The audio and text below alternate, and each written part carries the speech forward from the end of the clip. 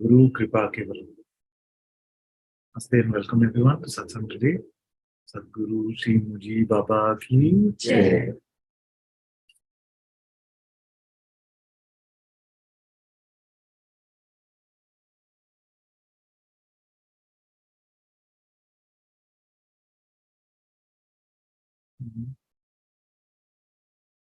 Nandini says, help father. Hello. Okay, you can come up, my dear. Where are you?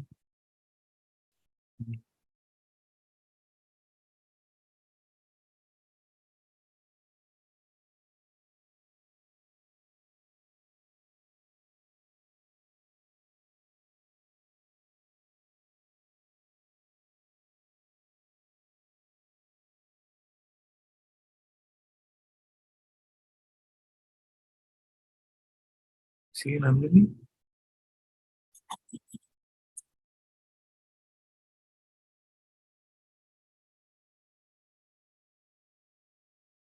Okay.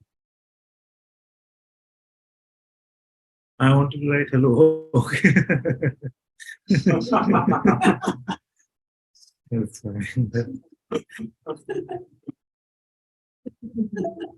That's all right.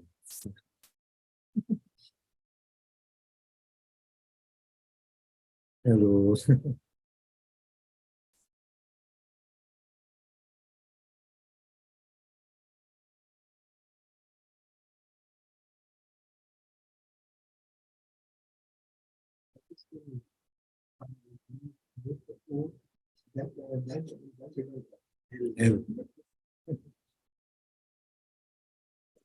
That reminds me.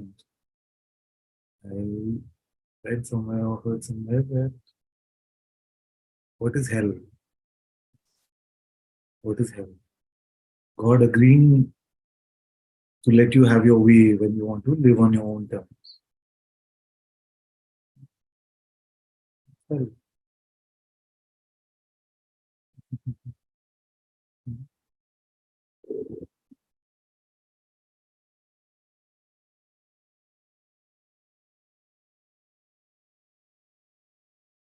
Let's go to, let me go to Irhad.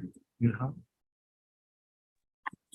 Hello, Ananta-ji. Can you see me? Yeah. Is the audio well? It's very good, yes. Okay. Yeah, so I have a question. Sometimes it happens that the beingness gets sort of mixed with the emotional state, because I usually have very active emotional state and very active personality, and it's sort of problematic in relationships also. So you feel that your being gets mixed with emotional states. Yes, yes. So let's see how that would be. So suppose that we come to emotions in a moment, but let's say anything in perception to start with. So if we said that we wanted to mix your being up with this hand, how would you do it? Or any hand or anything that you perceive. How would you mix it up? I guess that's it would be just a part of perception. Yes. So what are you saying? You're saying that it cannot get mixed up, is it? No, with, for example, with the hand, it's sort of like an innocent perception. Okay. So the hand is an innocent perception. What about, suppose an angry lion came in front of you? Could that get mixed up? With an angry lion, my being? Yeah. No, but with the sensations of the fear. So if the angry lion came and some sensations of fear came, do they no longer are perceptions, or what has happened with the fear?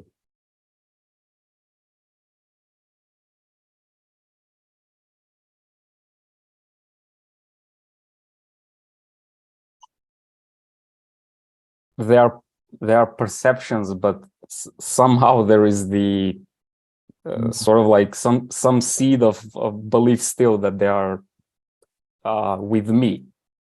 Yes, yes, yes. So if we were to mix up, okay, so at a broad level, at one level, we can say that everything is already mixed up in your being because everything is within your being. Or we can also say nothing can actually touch your being. The space in which even this space arises actually remains untouched, no matter what the experience is. But the somehow, which you said, somehow it gets mixed up when it is an emotion, that somehow is worth investigating. That is one of the central things we share in Satsang. Okay? What is that somehow?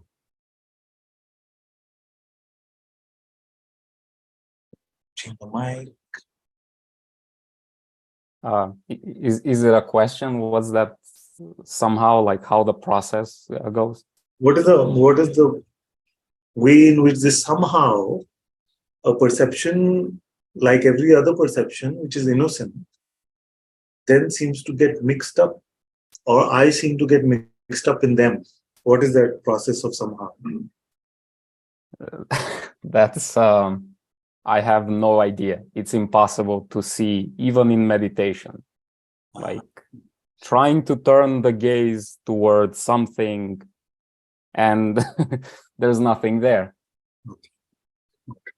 So let's experiment with this, because this is key, you know? The key to all spirituality, which is that Bhagavan has said that till I amness, which is being, till it is just I amness, no trouble. When it is I am something, which means I amness gets mixed up in identity, then that is where all the trouble starts. So, and if there was no mechanics to this, which we could then disconnect, you see, then satsang would not be valuable. But to see that there is a possibility to disengage in that process, we must first identify what that process is. Okay? So, I am feeling upset, or I am feeling angry, or I am feeling frustrated. How does that get added to just I amness itself?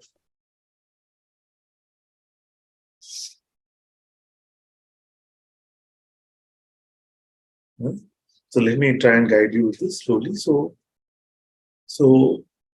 pick any sensation that you may be experiencing in your body, and if you can't find a single sensation in your body, then take any perception outside, the scene outside, take any of that and see if just with your attention, it can seem to get mixed up with you.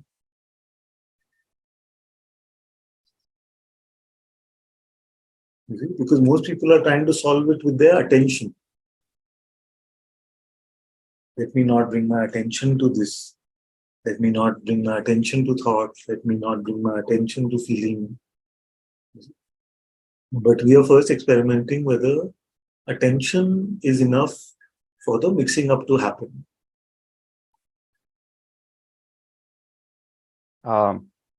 Currently, no.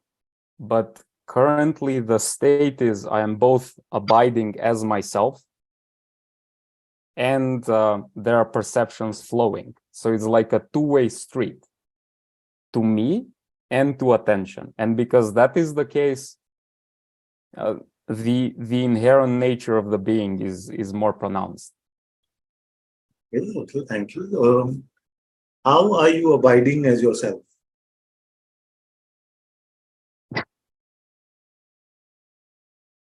By being here. Okay, so I know you know what's going to come next.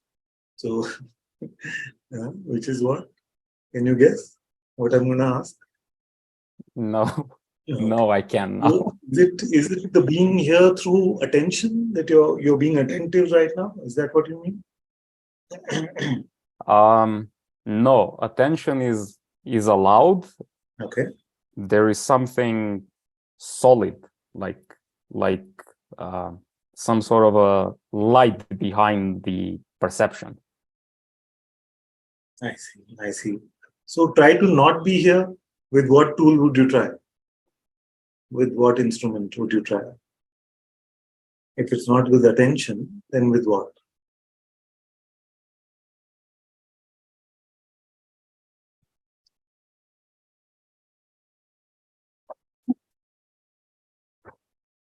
I don't know. Or when you, because you said that right now I'm here, so it's all right. So therefore, there is some memory of times when you're not here. So in those times, what happens that you're able to conclude that in those times I'm not here or not just being? The peaceful state of the beingness is temporarily disturbed, I guess. So are you calling the presence of peace the fact that you're just here? The presence of a feeling of peace?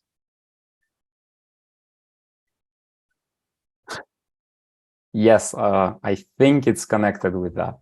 Ah, okay, but that the experience of the presence of the feeling of peace is also gathered through attention, isn't it?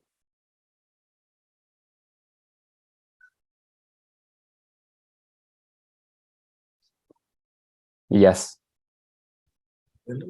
So then it is not talking about that which is the source of even attention, like you said, but it is about something which is in front of attention in that way. But what can we say organically about that from which even attention seems to arise?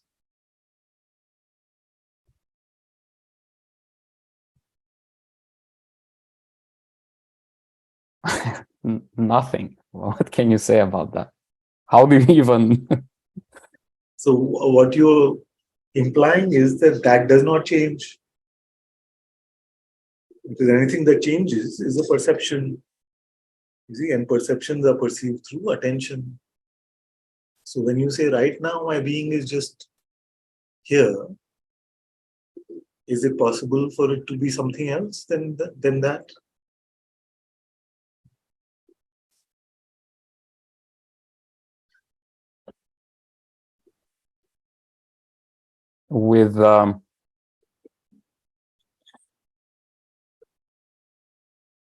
with nothing, I mean that I have no method. Method to do what? I cannot I cannot jump with attention to myself, but I'm already there. With what? Like what is the difference between not being there and being there? No difference. I'm always there. No difference. You gave up very quickly on that when I was going to help deconstruct a lot of things using that position. Okay, so let me propose what I was going to propose.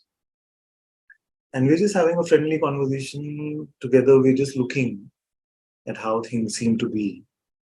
So if I was to say to you that no matter what shows up in this realm of perception, independent of belief and thought, is it? Independent belief and thought, it cannot seem to get mixed up with your being. This is very helpful for everyone to hear because this will put our focus in the right place, put the focus of our spirituality in the right place.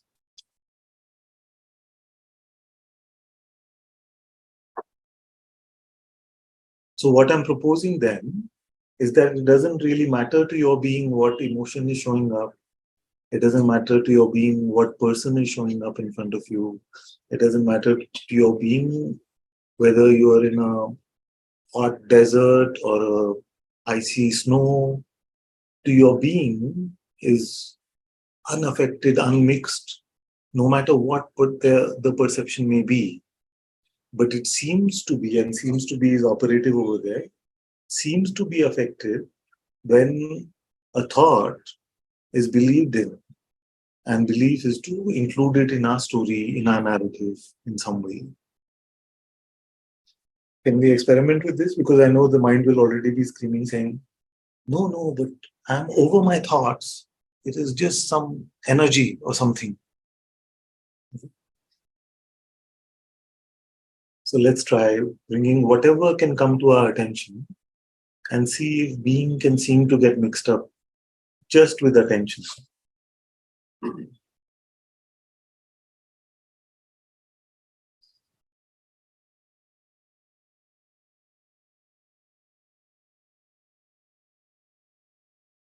And even the idea, which was that right now I'm just here, I'm completely fine.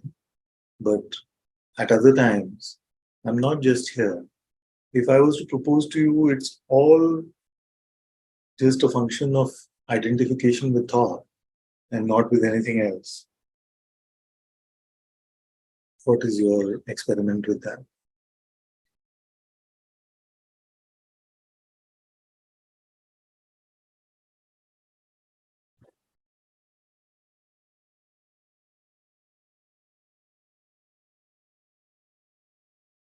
What can shake up your being by itself without the use of a thought?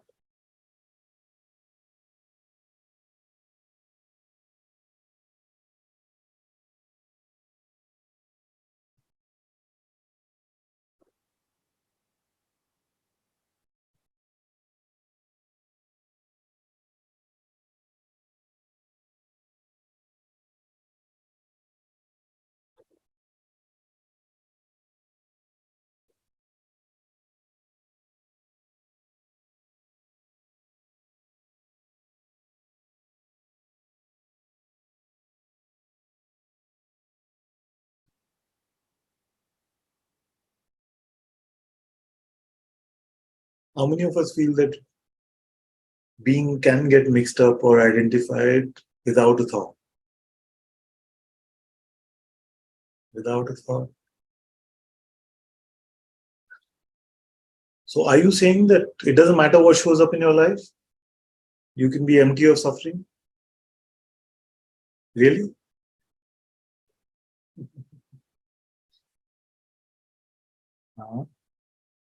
Satyam is raising. We'll come to you in a minute.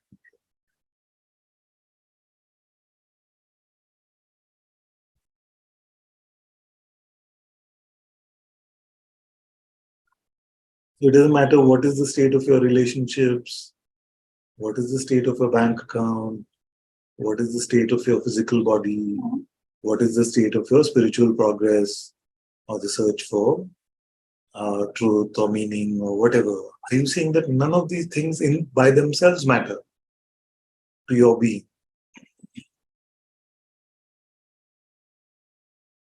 Okay, bye, we're done here.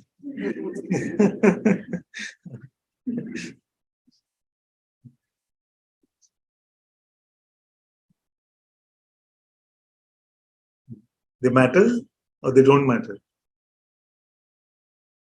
By themselves, organically, without mental uh, collaboration or contamination.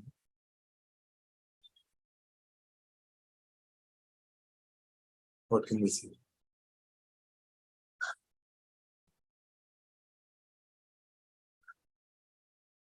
It matters a lot. Okay, let's go to Satyam.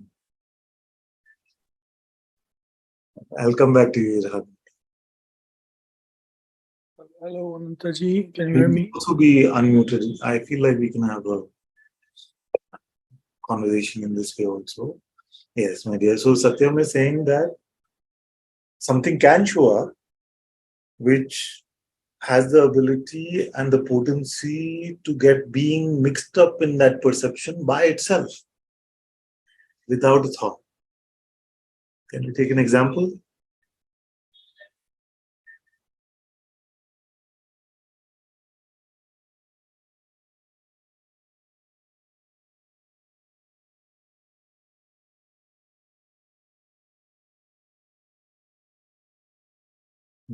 So what is my attempt here? My attempt is that we are convinced that it is a situation in life or a life event or some other perception which has made us bound, which has made us suffer, which has made us trouble, which has made us limited. What I'm proposing, although it may sound simple, is that it has nothing to do with any of that. No matter, doesn't have to do with your emotion, it doesn't have to do with bodily pain, it doesn't have to do with relationship, it doesn't have to do with the state of the world in any way. It only depends on one thing, which is whether you're believing your next thought or not.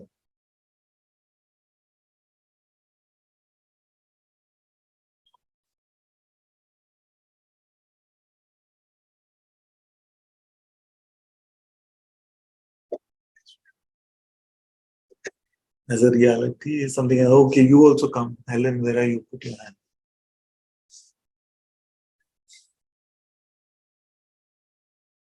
Huh? I'm going to propose to you that it is the opposite. You see, that conceptually all these things seem to matter so much, but in reality they don't. So let's see. Hello, Father. Hello, hello. Okay, so what can come by itself can get you into a constricted sort of position as being. Okay, conceptually, I'm in agreement with you totally. And when I am sitting in beingness, it seems obvious that nothing can touch it. No problems, no matter how mad the world or mad the environment. Yes, total agreement. But the actual practice of it, it's like, it's very difficult to actually to see this as unreality. I see. Okay, so let's go slowly. Which part is difficult?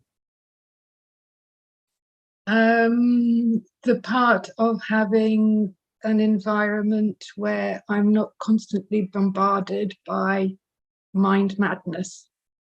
Yes. So if you're constantly bombarded, suppose your mind was constantly bombarded, or the mind is creating this bombardment actually. So you're talking about the bombardment of thoughts, or you're talking about the bombardment in the environment?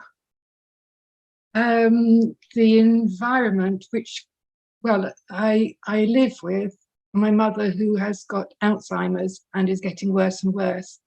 So the actual feeling of absorption of this, I know I wouldn't feel it if it wasn't within me also, but the absorption of this extreme madness, which is like on a click and just manifest. It's dealing with that on a day-to-day basis. So I'd say it's my mind, but it's also within my environment, being able to actually, Okay. sometimes I can draw back, but the reality is it's rarer to draw back. Okay. Thank you for sharing that. So are you saying that even without you believing a thought,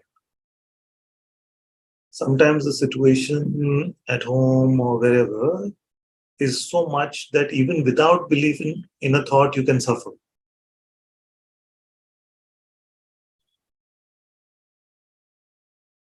Energetically, maybe you're right, not believing a thought, but somehow it's there energetically. I don't know, it's like it feels constantly there. Yes. Can you invite that sort of energy? Don't worry, I'm with you. So invite that energy and see if the energy by itself can do anything to you. I'm inviting that energy now because it's on a finely tuned spring. Okay. Yeah, I'm inviting that energy now. Yeah. And the task is that just with the energy itself, you must take yourself to be limited and therefore suffer. That is the project. Actually, it feels, it's kind of like it's going to my heart by speaking with you. Yeah. And it feels like it's something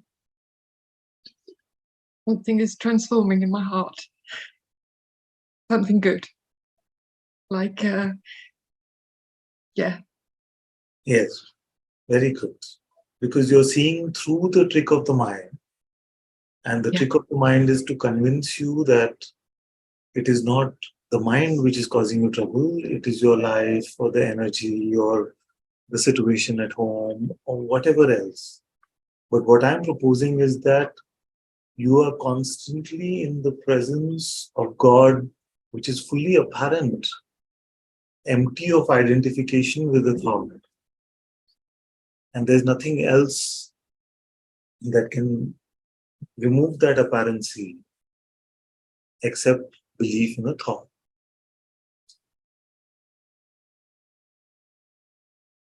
And if we can zero in like that, then the mind has no chance.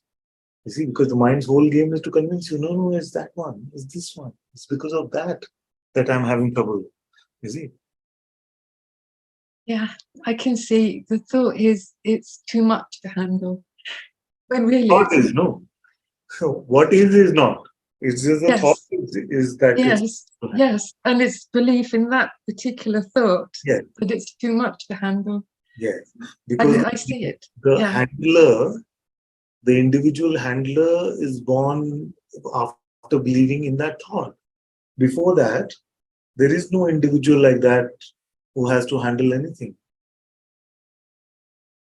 You see, and that one handles it best. I see it. You see, now if there was an individual who could handle life or tried to handle life, that one would always fail because life is too vast for anyone to be able to handle. You see, life is a pure expression of God itself, and nobody's ever been able to handle God. No human has the power to handle God. So our egoic attempt, without realizing that it is egoic, is to try and play God in our life, which is our attempt to try and handle our life. Only one can handle our life, that is God.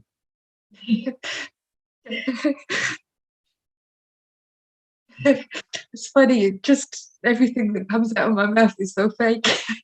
And that's why I haven't come up, because I just thought like everything I say is fake and it's true. No, you can also allow your heart to speak.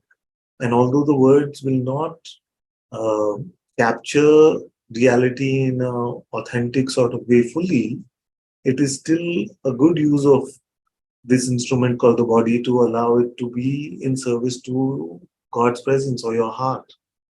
Yes, it seems so obvious. As you're speaking, it seems so obvious. What you say is true. I concur. Who is concurring with the mind? But there is a deeper place. Yes. Sorry. I just shut my mouth. Because, No. If I'm cutting, it's because of your audio and video seem to be a bit choppy. Yes. So I can't really predict when you finish. But what I'm saying is that under the oppression of the mind, the body instrument seems to operate as if a consciousness playing as if it is under the oppression of the mind, then expressed in a body instrument seems to be a conveyor of that way of life, which is limited and, between birth and death and just a bundle of flesh. But living in the light of God, in the light of Atma within you, this body then becomes an instrument for satsang. It becomes an instrument to share God's light. That's all that the switch is.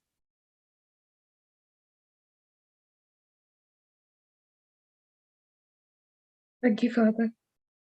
Very well.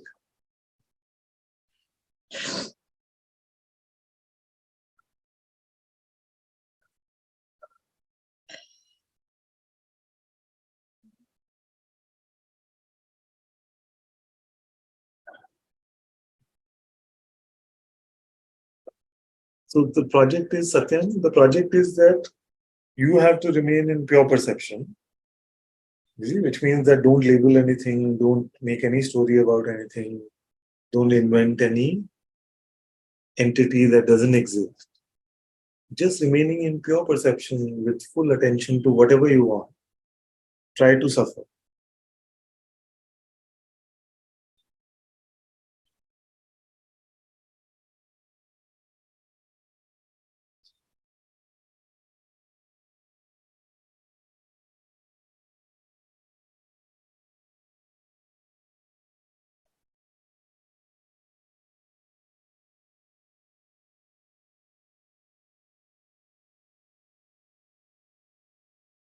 Trying on everyone. This experiment is for everyone. Let memory throw anything it has at you. Let anything come into your attention. But you have to be troubled just with your attention and no belief.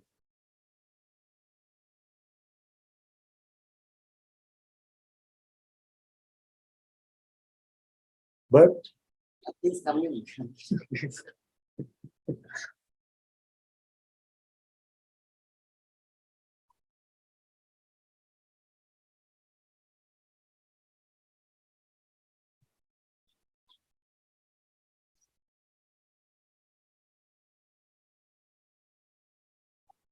okay, let's try an experiment. Anyone who wants to unmute themselves can unmute. Let's see if we can make this a big satsang hall. Hello, Ananta-ji. Yeah.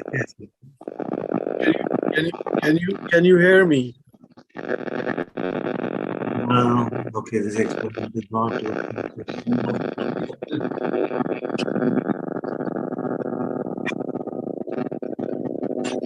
Must have been the reason you do it this way. Okay, now let's try again. Can you hear me, Ananta-ji? Yes, now? yes. Ananta-ji, it's so difficult now. Something is getting sucked into the stories. I can't stay with myself. Okay. So just take it one. Your job is just to take it 1 second by 1 second. Okay. So tell me what is here right now in your experience. You're not running away from anything. Just tell me what is your direct experience right now. I'm here. You're here. And now? I'm still here. Okay. And what is there which is so troublesome right now? This movement going into the issues of my life, No, that's too fast for me. So right now, what is there?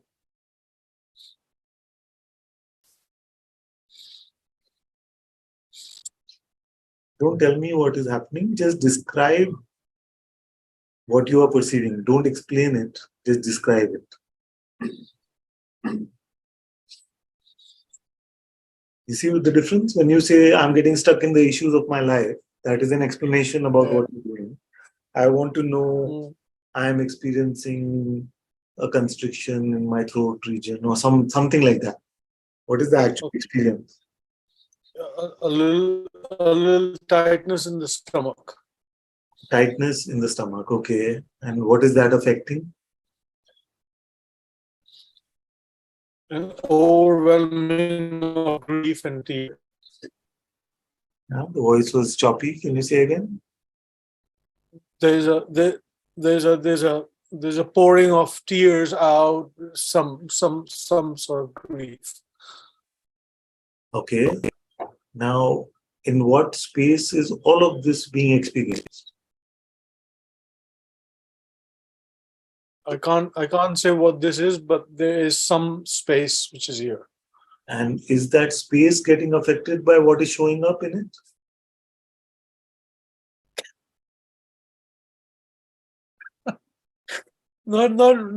Not really. Yeah, really is the point. Really is.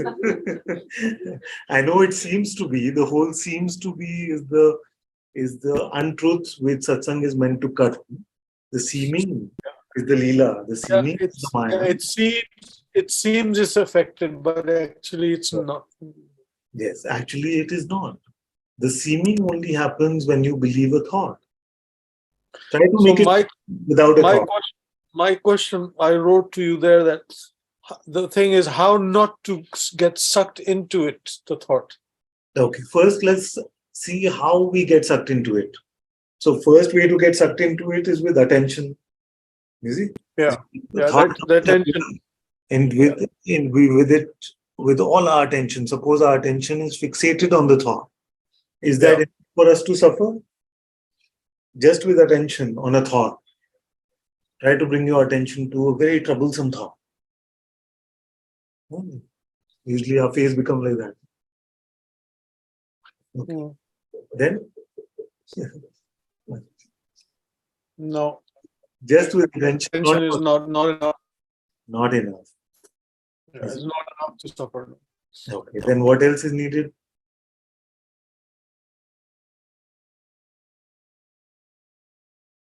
The belief in that story. Belief in the story. And if you were to pick between what is more difficult, if you had to withdraw,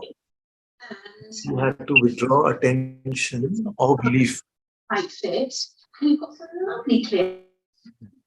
So if you had to withdraw, if I said you have to withdraw attention from a particular thought, don't think of a monkey. Or you have to withdraw belief from a thought, that don't believe that there's a monkey in the room. Which is easier?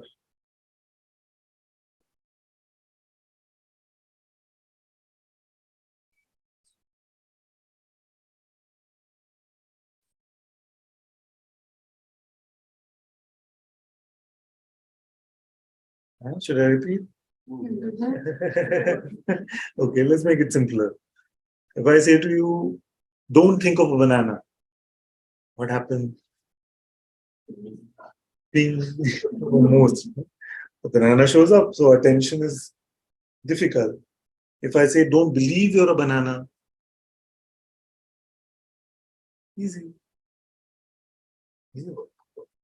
So attention is much more difficult. It's like a crazy monkey, they say. The more you try to control it, the more it jumps around from place to place. Belief is simple or simpler. Belief would be that, let me say, truth value. Yes. But belief would be that I will understand what's happening. Yes. Yes. Exactly. What is it? Exactly. Belief, to put it very simply, is to use the ability to give truth to something, to insert it into our narrative. If something is happening to me. Yeah, so I've understood that this is happening to me, and I understood what this is. Even I understood what he's trying to say. All those are correct. I'm able to, like we were doing that day, I'm able to translate this moment into a narrative which is an accurate representation of what is. It's too much to, like it feels in the mind too much to not understand that it's actually. That's the best way to live. It's the only way to live. Like some people move to village or Tiruvannamalai or something like that, and they say, what are you guys doing in Bangalore? That's no way to live.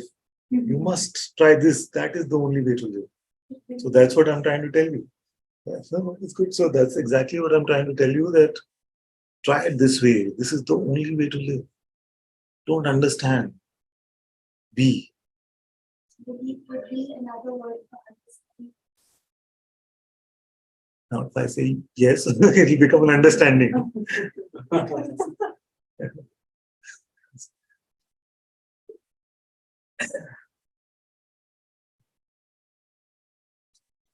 What did we say? Be a banana. Yeah, which is how to be, only through belief. Yeah. You also win the match. Yeah, drop it. So if I said to you, be a banana or be a body. Okay, let's hit it closer to her. If I said to you, be a body, how would you do it? How many feel automatically? Just be. Huh? Just To just be is to be a body? be a body, be a banana, be a kangaroo. Correct. But how would you like be a body? Because that is the most popular belief. How would you do it? Like right now, I tell you, be the body. How would you do it? I am. You are the body? Just am. Just am or am the body? Just am. Just am. Now, suppose you had to act like you are a body. What would you have to do? Go to the head. Can you see that? Go to the It's head. not possible. Even this conditioning that I am the body that most spiritual seekers are trying to get rid of is not organically there. It's just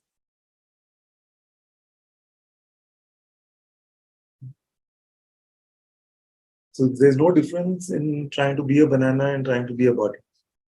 In terms of the mechanics of it, not in terms of the popularity of it. You have to go to the head for both. Yes, exactly. In the same process of attention and belief to thought.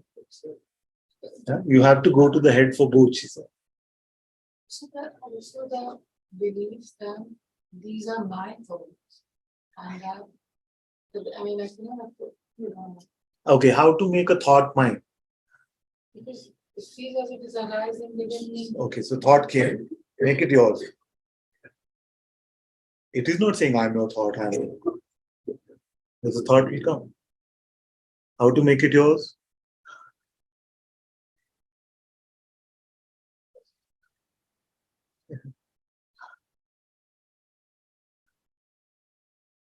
Only, oh, even for that, you need the thought.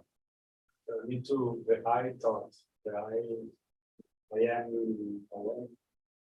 but the thought. Then the real thought. I am but a thought. Huh? No, I am, I need to believe that I am, First, I want to clarify that my presence is there's a more- big confusion around the I thought. Huh? That I have to get rid of the I thought. You see? That only when the I thought is gone. So to be rid of the I thought is to remove every reference from I. That's all. When you cannot refer to I as anything at all, you are free from the I thought.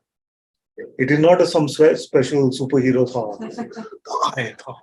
No, like that. You feel like many of us feel like I'm free from these thoughts, Father, but what about the I thought? You see, many of us have this, but it's a misunderstanding from reading Bhagwan. It's a misunderstanding. And if he was here, hopefully he'll tell you the same thing. That the I thought is any thought with a reference to I. And if you're empty of all references, with like the Ribugita is trying to achieve by telling you not this, not this, not this, not this, then that's the end of the I thought. There's no special thought like I thought. Now you've dealt with all the other thoughts. The final, warrior at the gate is the I thought. Now deal with me. Like that. It's not like that. We feel that. The presence, Yes. like seems like a thought. I don't know how to explain. Yeah. Like, my presence become like a I thought. Presence became like a I thought. Now, The way show me, I want to meet identify such a. I just try to explain how I can try. I can identify with believing that my presence is a thought. So is an entity. It's something. Yes. Yes, Exactly. Something that I can understand. Exactly. Through a thought. Exactly. And Exactly. I just The whole trick, the losing whole, myself there. the whole con from the mind is to convince you as presence that you are not presence, you are an entity. That I know the language. I know something. That I know something. Including that. Because we can get stuck in that also. Like, I don't know anything. I don't know anything. But you know that.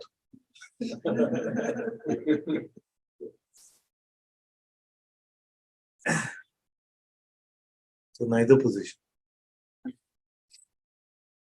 It's not as difficult as it sounds actually.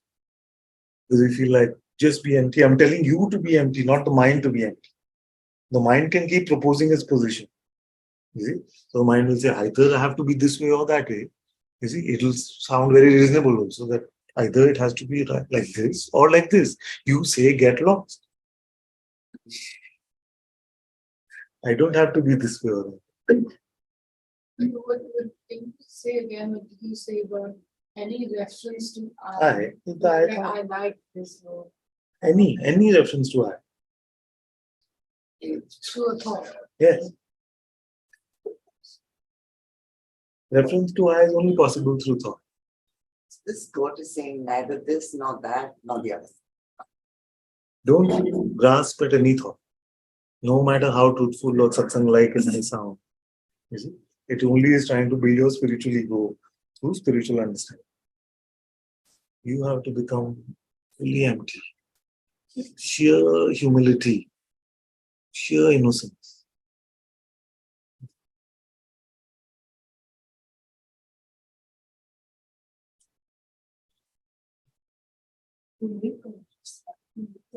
Thought matters. I need to believe it. You need to believe it, but you have to also to say that the thought is mine. You need to have another thought which makes that claim.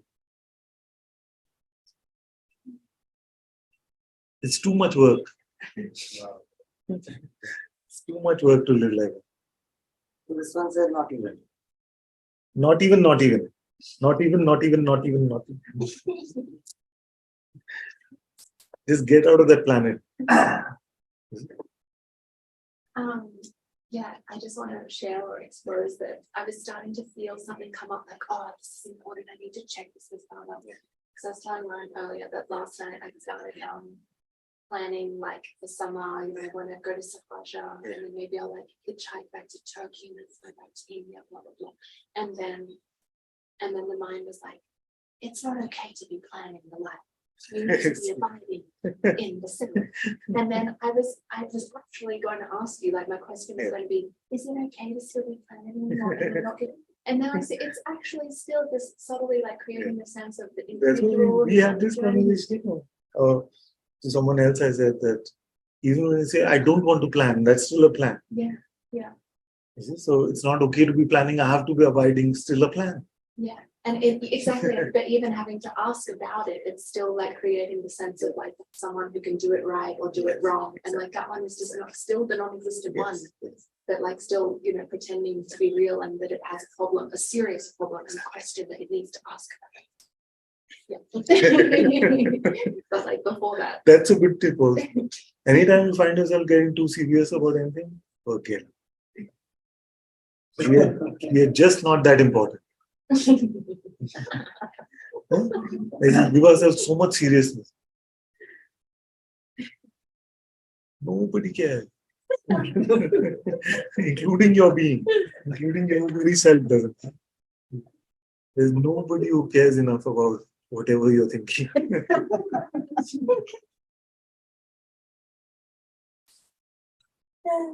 That's a good trick. That's a good tip. But this, but what, but this, what should I do? Who cares? Who is so bothered with? Even you are not. It's just the mind comes.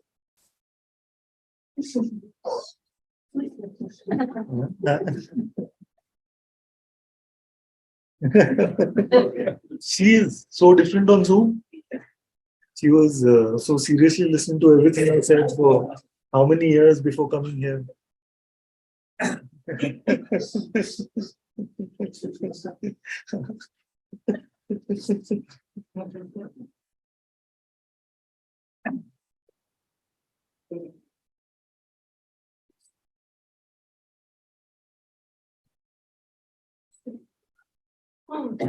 Okay, so they're using physical hand and Zoom and come to you first.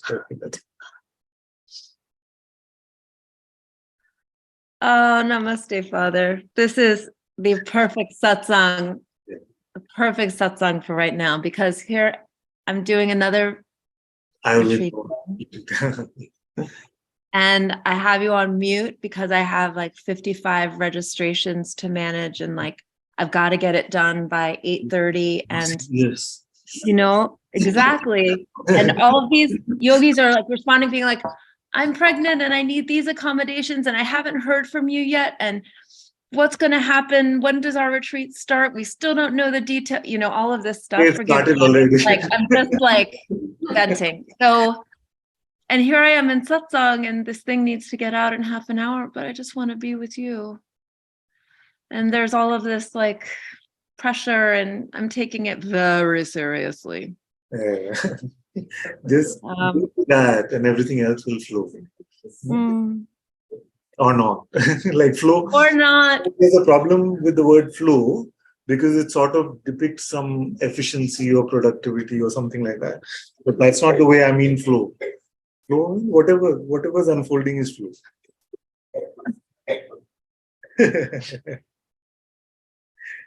Come on, there are 55 people waiting for you. Hurry up already. It's like, do you know what it feels like? It feels like, that story that Guruji gives about like there can be 1 million people coming to hug you and you don't need to hug them, basically. Yeah, exactly.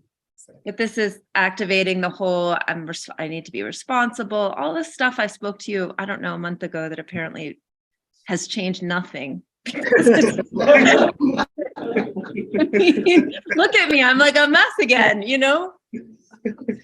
I was doing so well. Thank you. Exactly. I hadn't seen that. You're right. Thanks, everybody. They're all like, you're welcome. We're here to serve with our laughter. We're here to serve. We're not having fun. We're just helping you. No, absolutely. It's very, very serious stuff. Very serious. What am I going to do? I haven't changed a bit.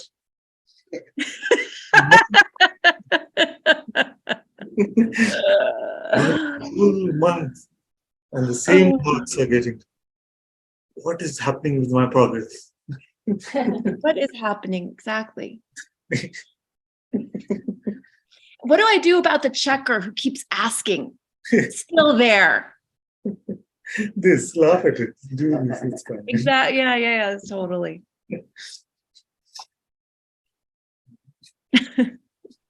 It feels so good to be able to bring this into satsang, to bring the mess in, and just thank you. Just so it can be seen through, and thank you for that, for this grace, for your grace, and the whole sangha is just. And remember also that the point is not to feel better. You called me out on that over Discord, and it was just right. Because then that can become a thing. And I come to satsang, I bring it to everyone, and then we now feel better. And then let me go back to my nonsense, basically, because now I feel better. That feel better is also the nonsense. So the notion that this is what satsang is about is not true. It may happen as a byproduct or not.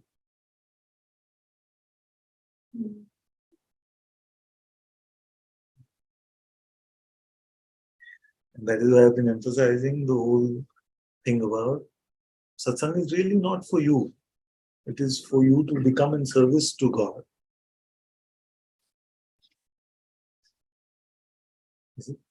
So to allow God's light to shine is the first way to be in service to God.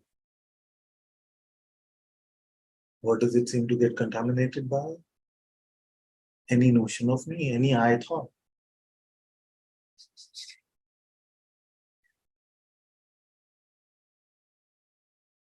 God's light is shining through you whether you like it or not, just organically. Can you imagine yourself without the light of being? You just be like a zombie or something. Not even that. It's what life is. The aliveness is an aspect of God.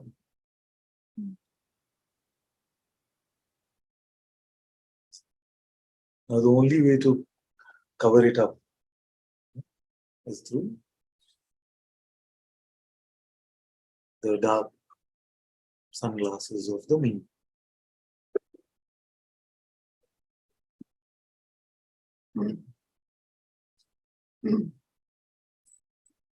That's all. This is literally what I've been saying exactly, maybe in these words for 12 years. Especially today's satsang is something like a throwback from 12 years ago.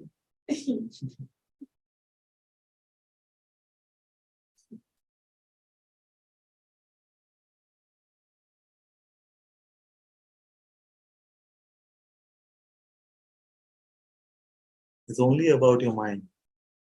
The trouble is only about your mind. And also within your mind, it is only about your belief in one thought. That's all that this is about.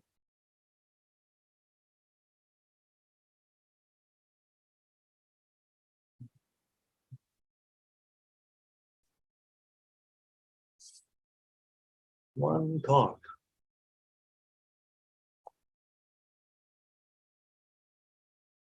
For 12 years I've said this, and what is the usual response? But I think it can't be that simple. They don't say the but I think part. It just can't be just that. Because it must be something else. How will that help my relationships? How will that help me find God? You see the me. And I can see something inside, like right now, it's kind of like sort of swirling and busy and trying to avoid you and this whole, I can't quite describe it, but it's seen in this. It's not like, Yeah. It's not this. See if It's the swirling inside itself, like the swirling itself, what can it do to you? Nothing. I mean, absolutely nothing. Yes. It's just, Yes. And we also not to set a position like you have to be in satsang today and hear what Ananta is saying because this is important.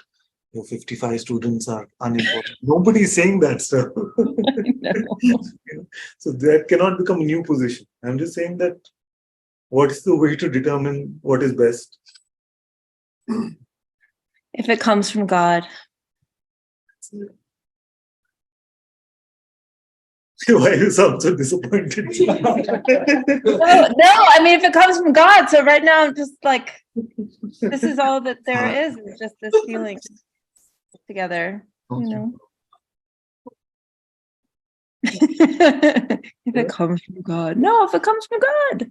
Yes. Suppose we lived in a world where nobody had come to this much satsang, and when they said God, still like God. And we said, if it comes from God. We're talking about God. I mean, what a privilege that something can come from God. What an honor that something can come from God. So we must continue to have the wonder about that. The wonder about that can come. It can either come from mind or it can come from God. I mean, what a privilege. What a absolute honor it is that we can say in our lives things can come from God. I mean, absolutely serious about this. So, And to show the power of that, Anantaji, is like, it's like the fact that just how upside down the mind is, that it is that like, well, if it comes from God, as if it's losing something, oh, it comes from God. So that's over there and it's completely insane. It's all upside down. Upside down is the right phrase. Completely upside down, as if there's something missing. Oh, I want. I handle this. The rest, I'll get back to God after I get back to these 52 people who are knocking my door down. It's like God in the living room and everything. Yes, exactly. Mm, crazy.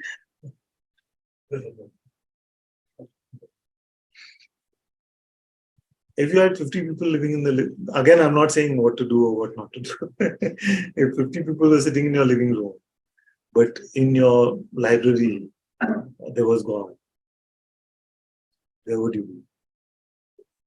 Well, I chose the library. Yeah. I'm here. So. Then God can tell you.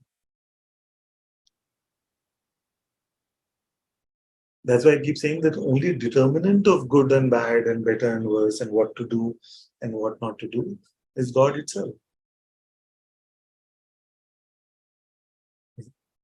Okay, this part I don't want to be saying for 12 years. Okay, you all better get it now. Which is how to ensure that you're following God's will. How to ensure that you're following God's will.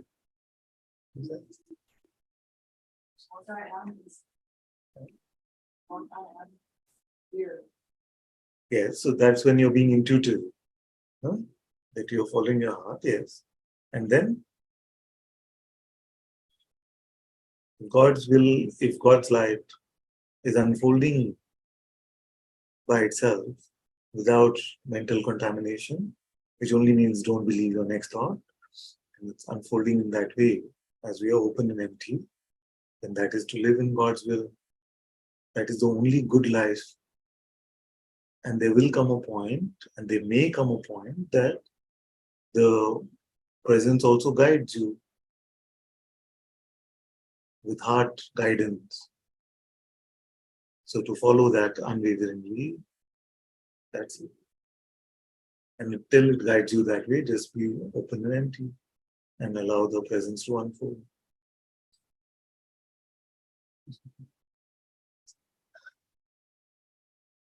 See, if you suddenly some visitor came to your house and the visitor said to you, I'm going to take care of all your decision making from now on. You've troubled yourself with good and bad and right and wrong. For too long, you're tired. I will take care of it. I will be your best caretaker, your best secretary, whatever. And I don't charge any money. I don't expect anything from you. Nothing. But the only deal is that you can't do the same job that I'm doing. Would you take that deal or no? In a heartbeat. Exactly. Yeah. Exactly. So that is what I'm showing you. That the presence within you, the light within you can and is already taking care of all of this. We never have to trouble ourselves with this is better, this is worse, do this, don't do this. And especially the checker guy also, no need to determine, am I doing well? Is this progress? Am I really free? Am I not free? Is it happening for me? Am I losing it? Am I getting? None of that. I was really struck the other day when you were sharing how when you met Guruji, you just, even your freedom became his problem. Yeah. Been reflecting on that a lot. And that was my biggest problem actually, which I just handed over. You see? That was my biggest problem at that point. Freedom, freedom, how can I get it? When will I get it? Why is it not? This experience, that experience. Yeah.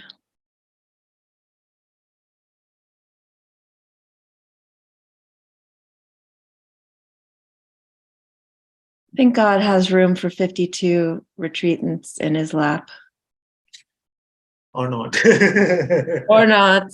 It'll be what it will be. But this is primary. And if this is primary, then, well, that's it. If you have to look at it as something, It is something so beautiful. There are 52 who want to be guided by you, and you can point them to God in whatever way it comes. Open 52, at least a little bit open, are coming to you. What a privilege. Beyond. Absolutely beyond.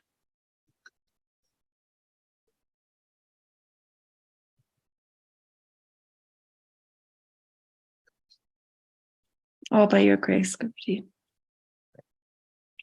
Thank you.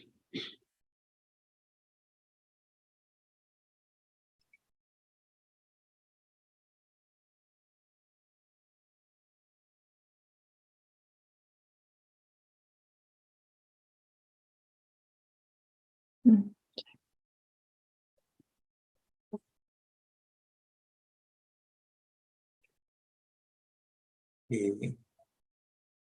Shall we try the unmute all experiment? Allow participants to unmute themselves. Okay. Whoever wants to come, come. Many can Hi. Hi there. I would love to come. come, come, come. If it's all right. I've been listening to today's satsang and Doesn't such it a remind you of awesome- Satsang from many years ago?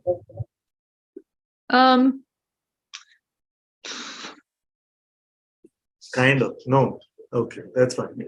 I don't know. I didn't think much about it. Sorry. Okay. You're doing better than me. I'm making too many judgments. Maybe, yeah, maybe that's the thing what I wanted to speak about. Actually, that's why I can't say. Is something like I'm listening, like you're saying, what don't believe your next thought, da, da, da. And I feel like at least today in the satsang feels like I do the opposite. And I almost can feel the gravity of the everything, of every concept. Mind concept, satsang concept, God concept, concept. I was like, I don't know how to let go. Like, I don't know. I feel like I don't have this power even let go. I feel the gravity is so strong. Like go with not with every thought, but you know what I mean? To go with concept, not to go with God. Okay, shall we try together? Try together, okay? Just open and empty now, fresh. No? Let the thought come. Tell me what happens. The thought? Yeah. That it doesn't stay like that. I can do fresh. It's gonna be true in this fresh, but in the next moment it won't be fresh. But even I realize that the next moment is in the head. So you see, it's quite complex. So I want to tell you one thing, that even if your next moment is like that, to be empty, this moment is still worth it.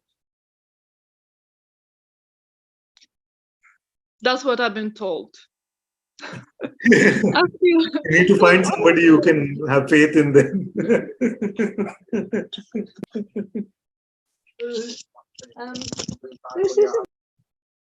But it was there for 7 minutes. Let me warm it up again. Yeah.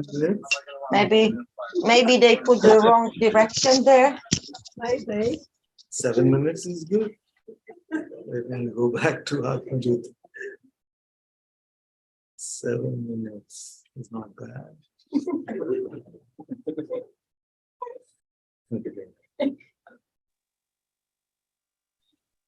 Yeah, so maybe I feel like I know too much of spiritual words, of spiritual expressions. Yeah, I heard too much during satsang, and my mind became that smart, and I kind of see that it's being smart, but like. No, but yeah. Who's concluding all this now? Am I concluding? Of course I am, but I can't stop. You have stop.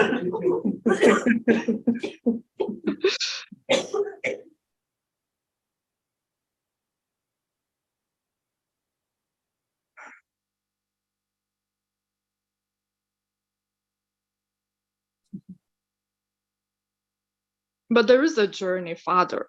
Like I want to say that there is a journey. It's not that simple. Where did that come from? The journey? No, the idea that there is a journey, I want to say, is not that simple.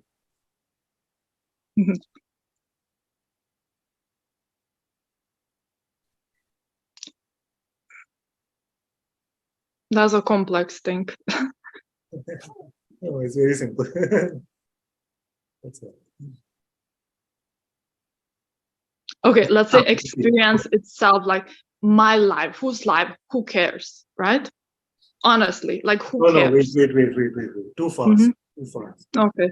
Just right now. No? Right now. Right now. Right now. It's not. It's not. No. Like, let me think. What is the journey right now? From where to where? Okay, but isn't it like thinking and journey or believe in it still is coming back? Yeah, So isn't it like a keep looking at me, because I know when you look away, you go to your mind. Just keep looking at me. Now tell me what's happening right now, from right now. Oh, no. Yeah. Mhm.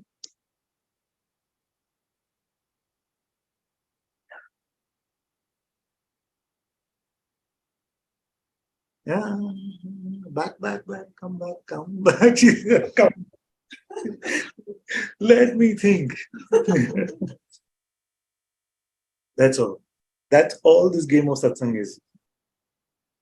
We feel like it becomes attractive to our attention, we gravitate towards that. You see? But we are not believing it. And if we don't believe it, then we can come back. The more you believe it, the stronger it will see.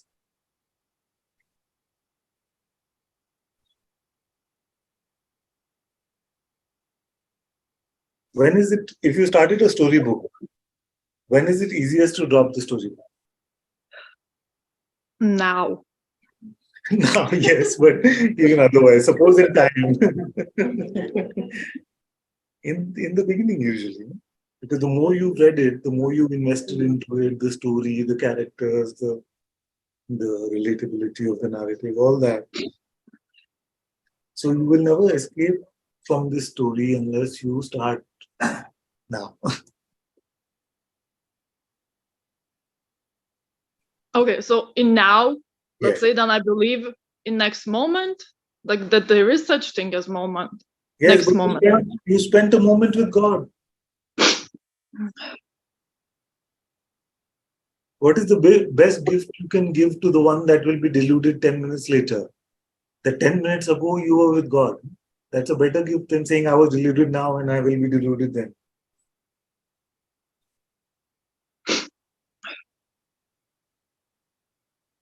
Because this Okay, I have to argue here. Okay, please, can I? please. Argue with Okay, me. you always say that now. Yeah. But in my experience, Yeah. I experience next moment in now. Yes. That's how I experience time. Like in my moment, No whatever argument. I am, even outside the satsang, if I think about the future or the past, I always experience it in now. So it's such a delusion. I don't know how to get out of it. Now, you say? Yeah. Oh. But then like, oh my God, you know what I mean? Yeah. I feel like I'm in a maze and I can't get out. Yeah. Yes. Now, without believing a thought, tell me.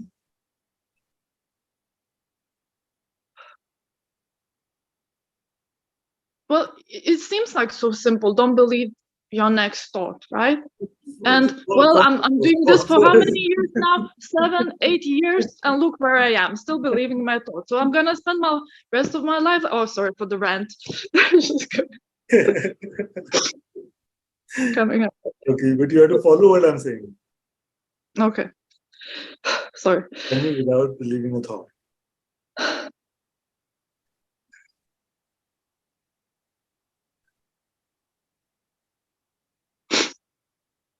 But what if I do believe in that? Don't. No, that's what I mean. You keep saying don't, but I do. So, like, what do I do then? Like, if you Like, where will this connect? if someone says to me that I'm just putting on too much weight, all my arteries are getting clogged. So I say, stop eating chocolate cake all the time. You say, but I do. Now tell Father, me there are people what can I do? who do that. We all know people like that. Yeah. Yes. So, so something is the same. Like honestly, I can pretend now to say, "Oh yeah, it's fine in that moment," but it won't be. I will lie to you.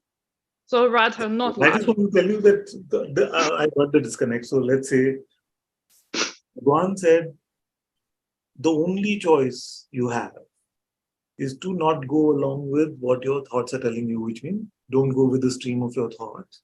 And one day you will see that even that was grace, but you must make that choice. Papaji said, keep quiet. Father says, Guruji says, don't identify. I say, don't believe your next thought. So either all of us are like lost and stupid, something is going wrong. It's just not possible.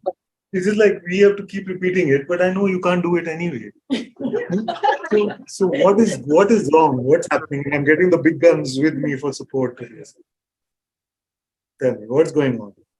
Well, throughout centuries, everyone Jesus spoke about it. Everyone spoke. I'm not arguing about it. I'm just saying it seems like I can't do it. But I am telling you that you can. Who do you trust more? Don't know. Like, I am starting to doubt this. If it's like, don't know.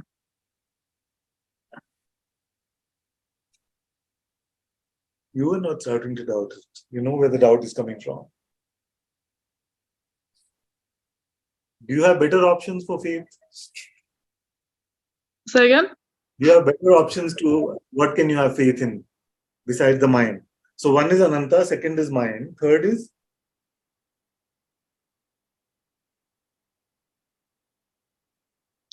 third is some personal connection I feel to God. Maybe that.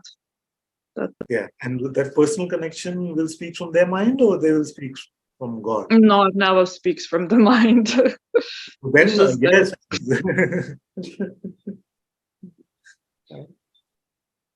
Then you can have faith in that one. If they never speak from the mind.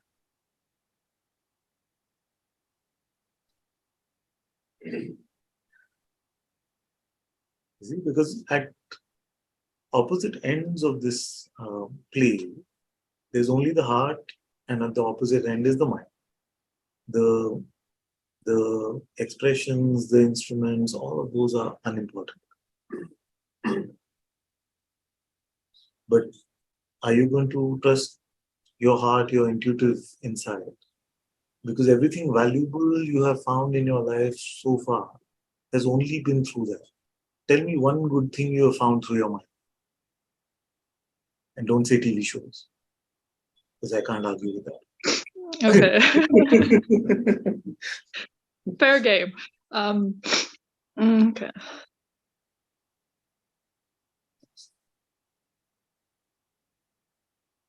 In the mind, I found only lies and fleeting things. Yes. Constantly changing.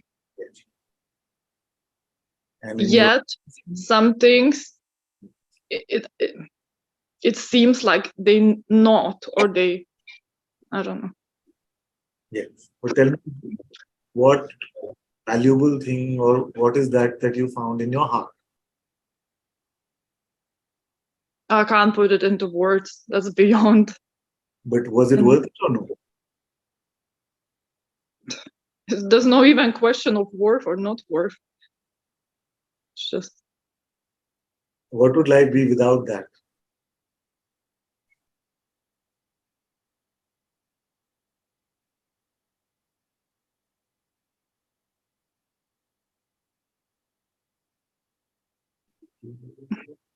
There would be life. There wouldn't be life.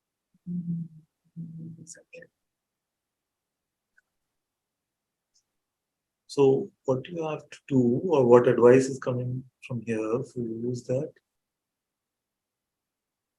there is what you conveyed, at least, which I don't feel like is really you're taking it that seriously as it's just like a rant or a tantrum, but with the one who's been at it for 7 years and there's been no change and all of that, it was never about that one anymore.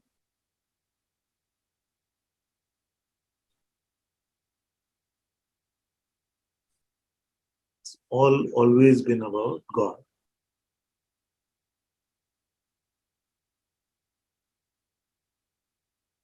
Can you change the locus, the central point of your narrative to God instead of this me?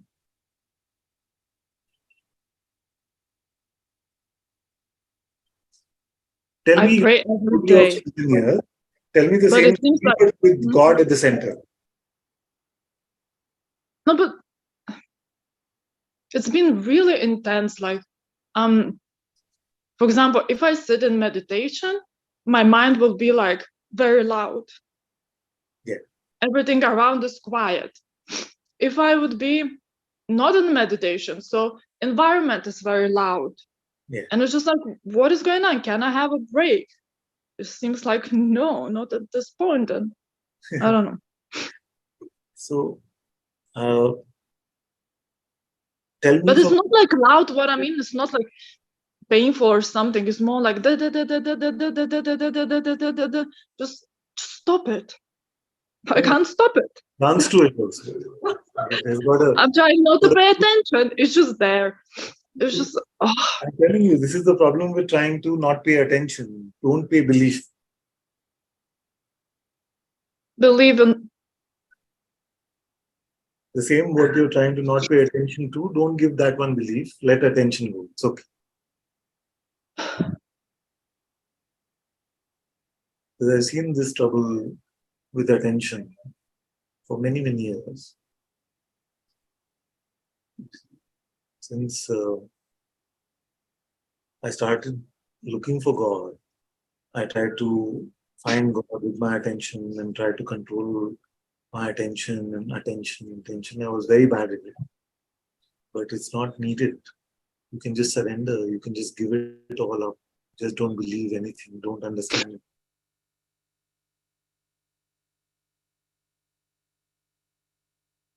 Father, I'm giving up. I really don't have anything else in my pockets. Like, that's it. That's it. Just give up fully and struggle. Let me see. I'm putting on more specs. Give up everything. Don't understand anything. Don't know anything. Struggle. Just struggle. Organically. Naturally, just struggle. Come on, I'm not seeing any struggling happening. Come.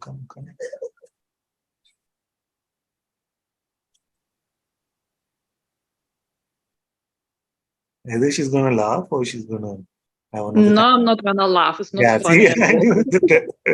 How can be?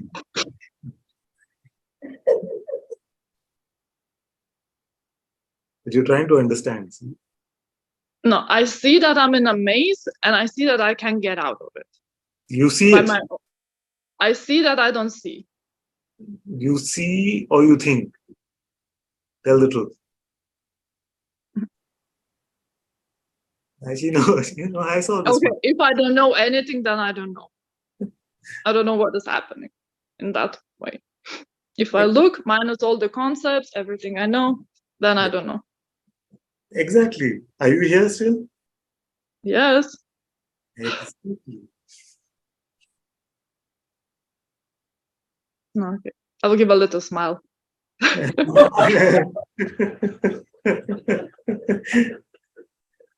If that's a little one, I don't know what the big one will look like. Just cover the whole screen.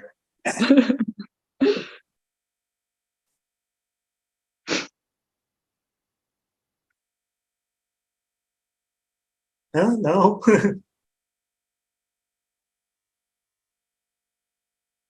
Like, don't disturb me right now. I'm trying not to know. Exactly. Not joking. I know.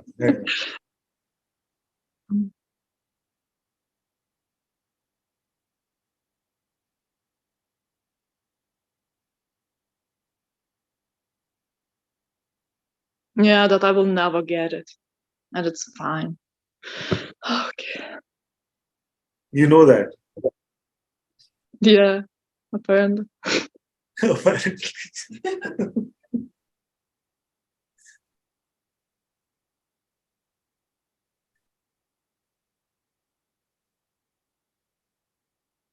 Yeah, I will never stop believing my mind. And what is this mind thing? And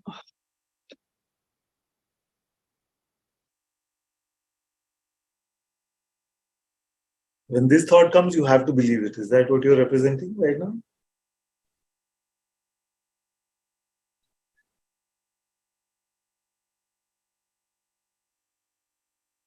Jesus, where is this even coming from? I don't know.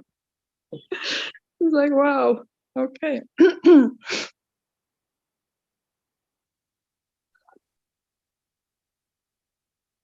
No, I don't. Honestly, I don't. I don't want. But it seems like I gravitate towards, yes, it's very easy to believe. And yes, I can, you can, like, how many satsangs can I listen to and implement during the days of my life, let's say? And still it's so persistent. My belief is so persistent. And as Osho says, I don't believe in belief. Maybe like, oh. I see you're messing with me now.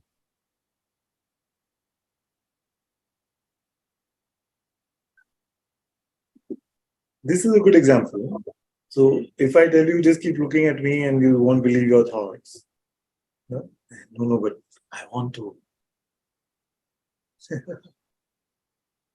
That's what I do. Stop it. No, that's a question. It's a question. That's what I do.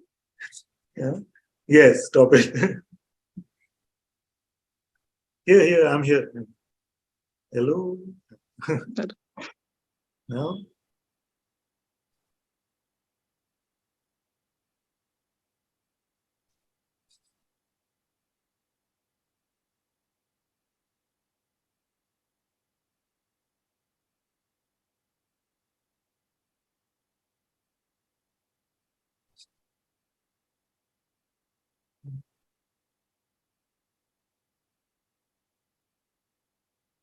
Is it so difficult to let them go? No, it comes now like it doesn't matter. Like It's just a thought. No? It comes when you say it comes now that it doesn't matter. It's also a thought. Let it go.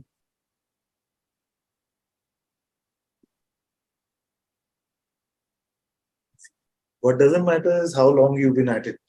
Whether you've been at it for 7 years or you've been at it for 700 lifetimes, doesn't matter. Now is the time to stop. Just let go. Also doesn't matter what you're going to do later. Only right now. When I say to all of you that God is here, how is it heard? You know, sometimes I feel like it's heard. Oh yeah, in satsang, yes, Father, yes. It's just, as soon as you leave the room or you from Zoom, it's just like back on life, my problems, my life, my personal whatever. How many can report that during satsang time? How many in the world can report that during 2 hours, thrice a week, or whatever, we can meet God? So yeah, so what is that? What is this persistent, stubborn energy? Not to carry God. I want to investigate God more, not what that is. What is God? God apparently is taking his time, he's not rushing anywhere, and he's actually so chill in his maze and whatever, this world in Maya, and he couldn't care less.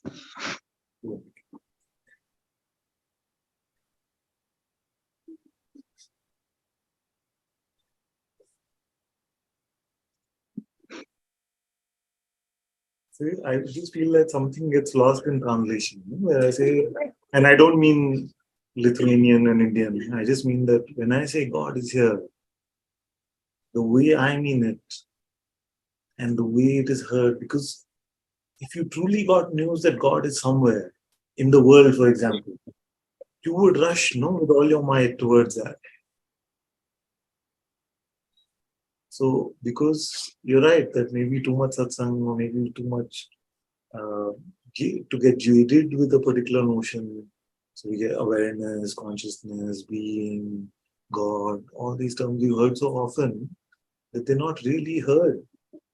I'm saying that God is here.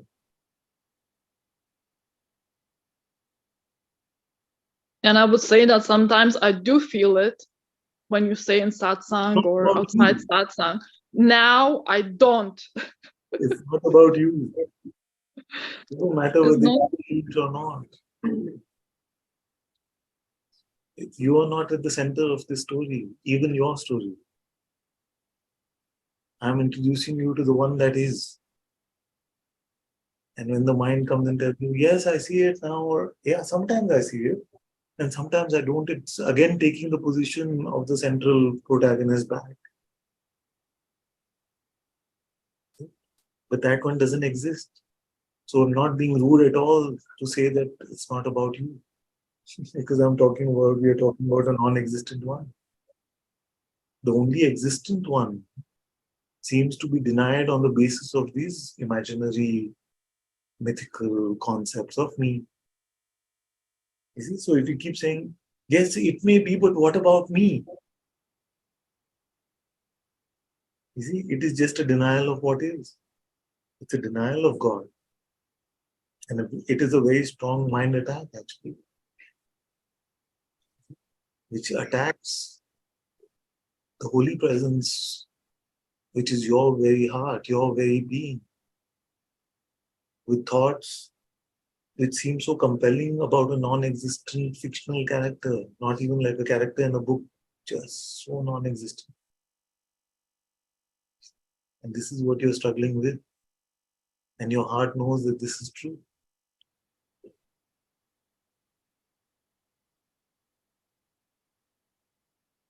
So if these thoughts still have a hold on us, saying, yes, God, all right, but what about me? Then remember what I say about the lane being too narrow. There can only be God or me.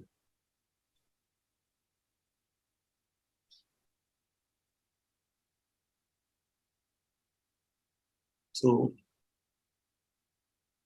I don't know whether we were on broadcast, but I said, if it is all about me, then why do you call it spirituality? You should call it meality.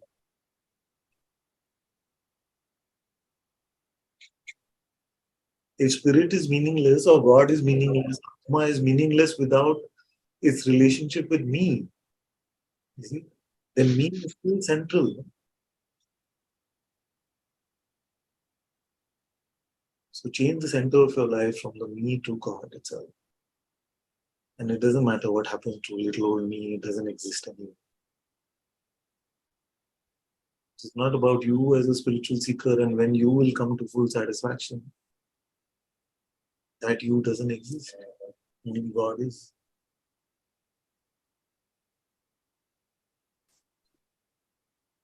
These have been grabbing your belief.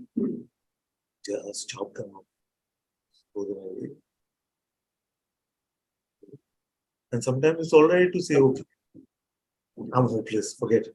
Nothing gonna happen for me. It's fine. Okay. Because even when we say like that, like actually, it's been 7 years, nothing's happening for me, nothing, I'm just useless at this or whatever, it's still conveying some hope, no? Because you would not be saying it unless there was a hope of something else happening.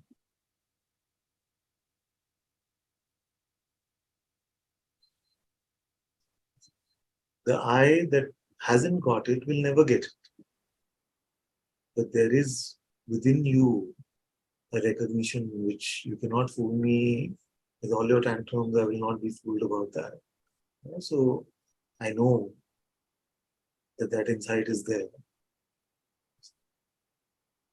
that you cannot deny to yourself, and that can never go away. There where you truly know the truth, you always know the truth. And where you haven't found the truth, you can never find the truth.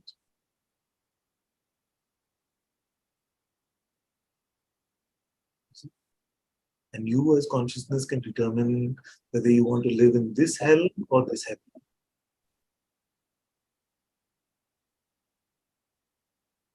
There's nobody else who's going to be able to tell you or do that for you. You have to taste your life as consciousness, as if you're living as an individual entity or whether you're living in God, right?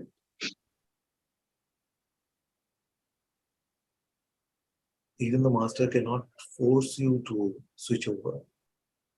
He can only prod, guide, invite, and give you something to emulate. But I cannot say, boom, boom, boom. Now you live only in the heart. That only God itself can do. In its play as a spiritual master, nobody can do. So all I can do is invite and say, it's very good here. And you can live here with me. I can only say that. It's very good here.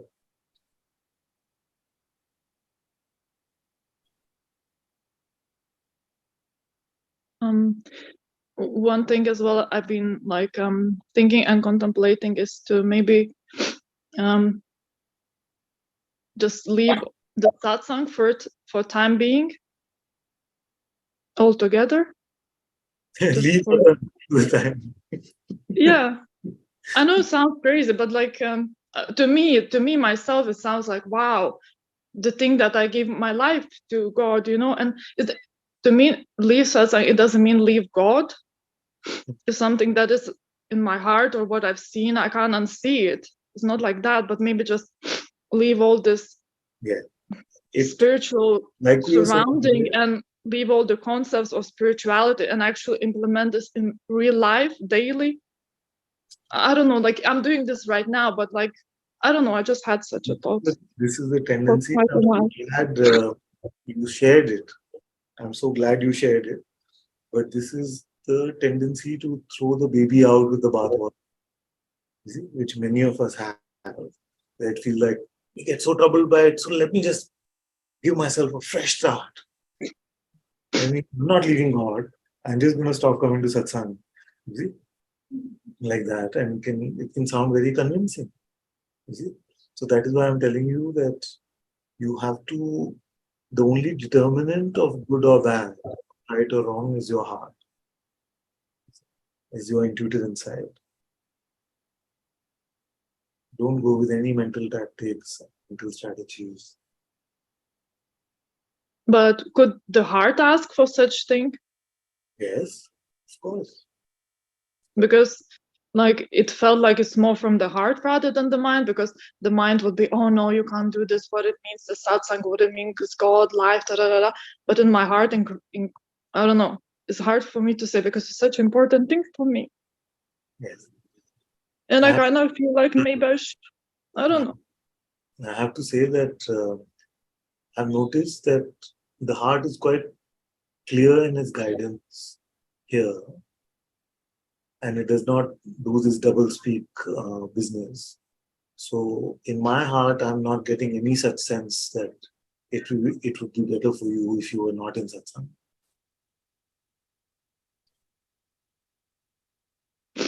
Okay.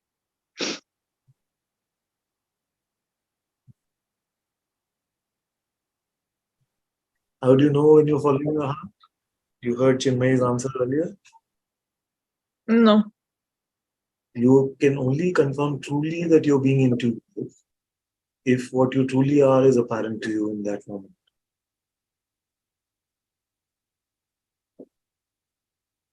You see, because only intuitively can you get a sense of who you are. Not a sense, but a recognition of who you are. So if that recognition is present, then you're being in your heart. Everything else is a bit tricky initially.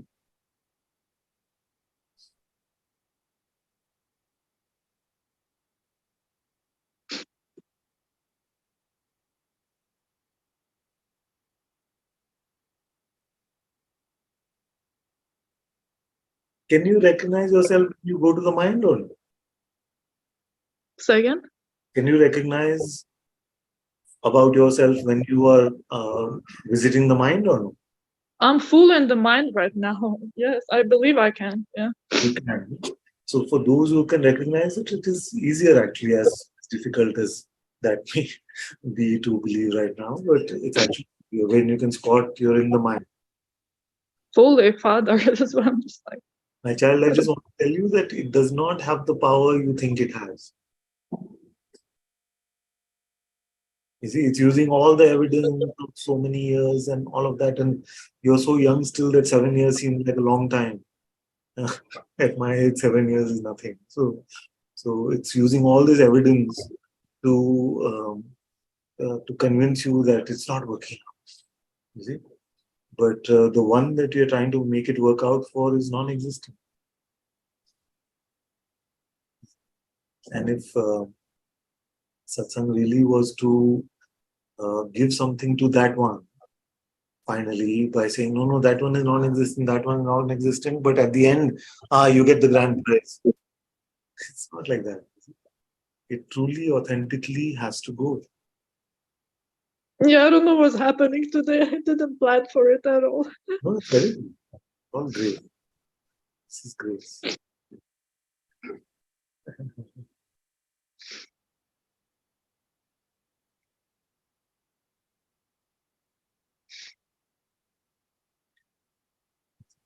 So, how to defang the mind? Because some of you still believe that to just drop it like that is not that easy. Yeah? So, okay, for if it is still like that, then I can give some tips about that as well. Have deep faith in your master, in God. Deep faith. Have a lot of humility. You see? Lot of humility. I am not special. I am not worthy. I am not any of these things. I'm not spiritually accomplished. I'm not any of these things. Just be empty of all these things that the mind offers you. Because as you're innocent, humble, truthful, faithful, then you will see that the mind's temptations don't have that kind of power. Don't have that kind of power. So for all of you, just to drop it like that seems like too far and too absurd and all of those things, then just become simple, become humble. Because the mind will constantly offer you things to make yourself better, but you don't have to be better. You just have to be simple. Become the simplest, humblest one.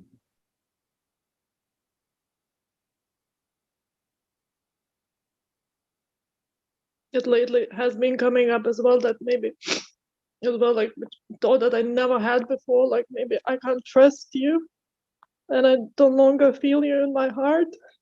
That thought took 7 years to come. Usually it comes much earlier. That's absolutely fine. I never had it before.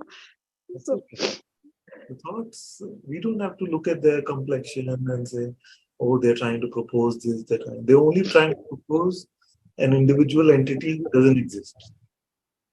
That's the main job. That's all. You don't have to start to get worried about it now. It's attacking Ananta. I'm surprised it's attacking after so long.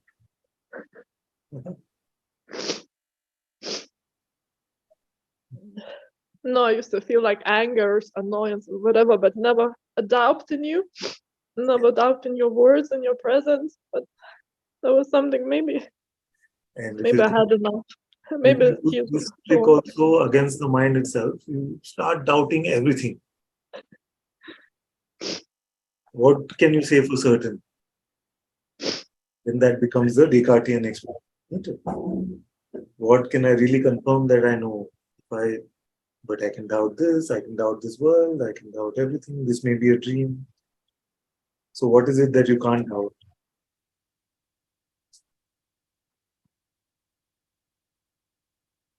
What is undoubtable? my own insight. I would say that thing. So hang on to that for dear life.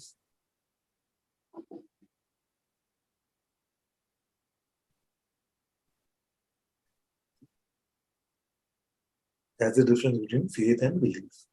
That's why I said you have to have faith in me, but I don't need your belief.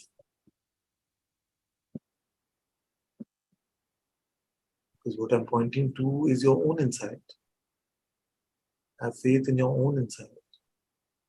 Not a thought that you come up with, not a conceptual understanding that you have. Have faith in your own seeing.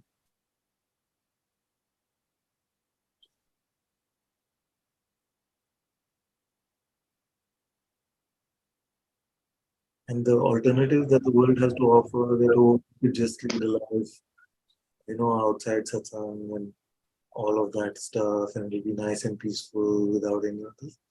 Nobody experiences that. There's no such life. There's a life in the planet of the head, and there's a life in the planet of the heart. In your heart is the life. In true satsang, it doesn't matter if there's a teacher in front of you, or Ananta is in front of you, or who's in. It doesn't. But a life led in the heart, a life led in God's light, is the only way to live. It's the only way to live.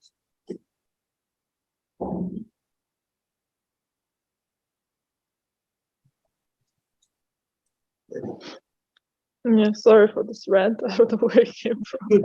I'm very happy. It did. Hmm.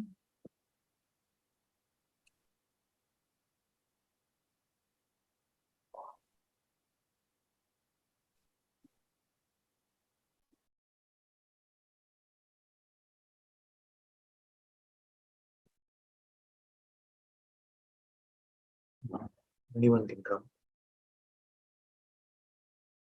Hello. Hello. Hello, Anantaji. Hello. I must say, I've been following the Mondays and Wednesday audio satsangs live. Yeah. And I always felt, because I like you showing us how to live from the heart, and I can report like it's, even though if I don't know if I wanted a little bit to share this, but even though my financial situation and living, I don't know where I'm gonna live next week, and my bank account, yeah, kind of like this, I find it like very beautiful, like my body is moving and there is like intelligence to that, and it's truly amazing. Like, it's truly, thank you so much for this. It's so beautiful, and somehow like even sharing, like just speaking with friends become sometimes such a joy. And yeah, that the Monday and Wednesday satsang is a bit different from the Zoom broadcast? Or? no, it's a different, I wanted to say something else. And in the satsang, I found my hand moving to unmute myself, and I was like, what is, like, and normally it was quite painful now, not to trust this. Yeah. And I was like, oh, and then Keisha and other like so freely unmuted themselves, and once I muted myself, and then quickly, yeah, so now maybe I'm happy I jumped for that, or this happened, or yeah, just happy that I could speak to you. And yeah, yes, it's completely fine. Just move from your heart, whichever. And anyway, what is the worst case scenario with me? Sometimes I want to ask all of you that. Sometimes when I hear that you're a bit scared to do this and a bit scared to do that, what's going to happen? What's the worst you've seen? Some of you have been with me many years. Tell me, what is the worst case scenario? What's going to happen? Okay. Just ignore them. I'll ignore it, or maximum you get a job or something like that. What is the worst? Like in 12, some of you, I don't know if some of you are here who've been with me 12 years. What is the worst that has happened to anybody who's come to satsang? I cannot think of anything. Maybe Nothing. The worst, maybe, yeah, I don't know. Maximum I'll chop something, or I'll just ignore it, or what? What is the worst? Like, what is the worst I can find myself? You're talking absolute rubbish. That something like that. I can't see anything harsher than that coming out from here usually. So what makes Father, Father, that you will laugh it away. That's very scary. Then I come with a very sincere report.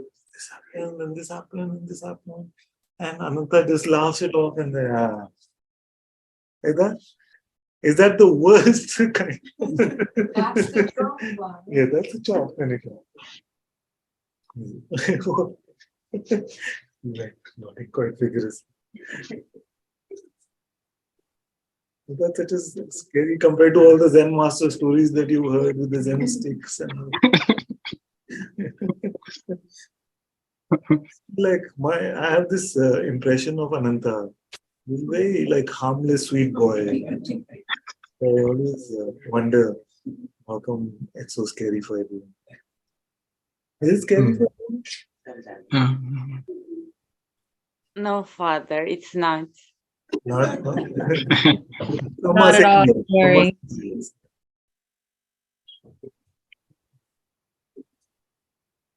What is scary is, yes.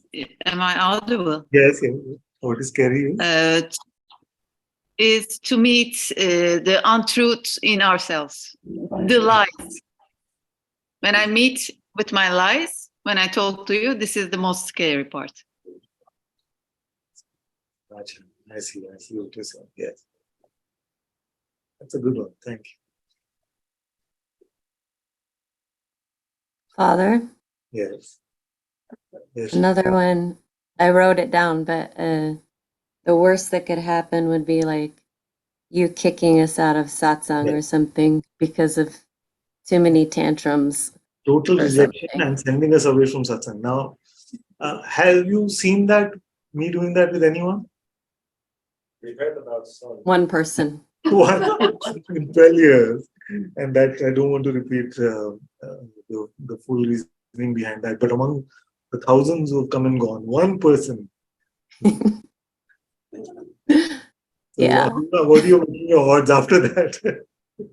You feel like you stand a good chance at being two? Yeah. 0% chance. I'm trying. You're trying to be true, but right now you're not winning. You have 0% odds of being the second. Or father, it can also be like you're in hopeless case. So get lost. I'm hopeless? No. No. This is scary as well. That you don't listen. Like you are in hopeless case. So you get lost. You know. Yeah. Have you seen that happen with anyone? No, I haven't seen it, but the mind can, in my case, I just know it. I don't know about others, but it can have the tendency to think that you are hopeless. So he's not, you have been here long enough and now you still fucking don't get it. So get lost, you know? Something like that. It's your own self-image which feels that, like that. This length of time one don't do the same.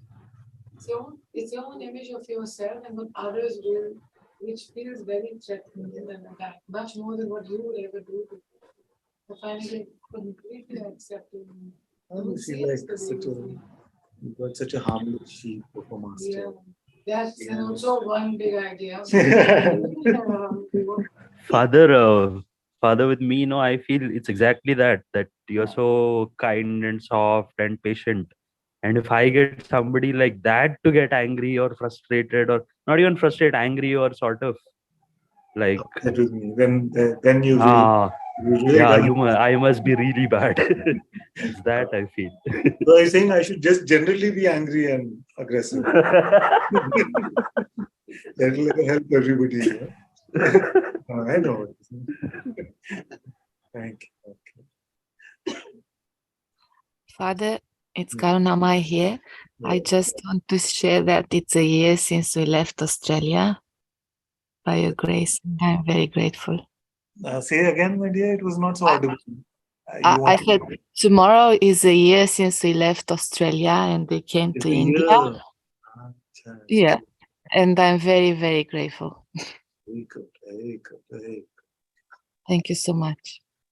Very good. It's been quite a year. It's been quite a year. Very, very good.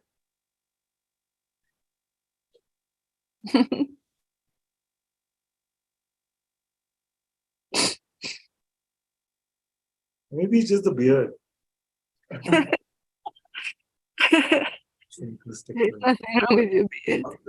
We love the beard, Father. We love it. The beard? Yes.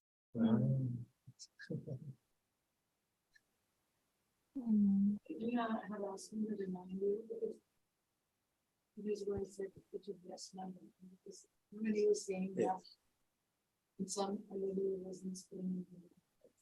Some places he's realizing is deep sense of peace because sometimes in a church or whatever, you would expect that peace. He finds that there's a situation that is very wrong. I don't know why you asked me that. No, I said yes, this after the birth. So. It's good. It's good. It's good. I don't even know if he's there.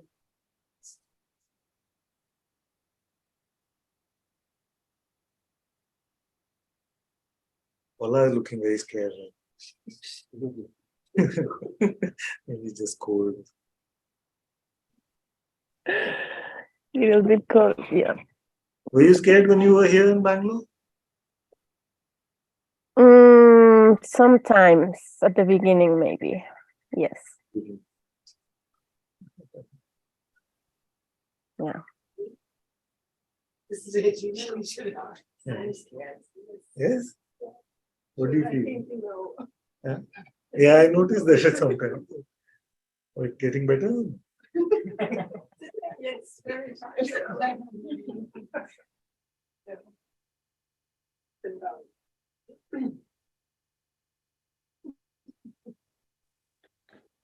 Father?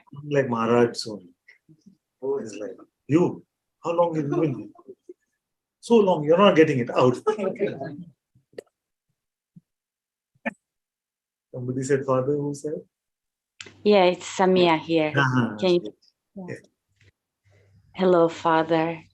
So I actually adore your expression and I don't feel fear anything about you.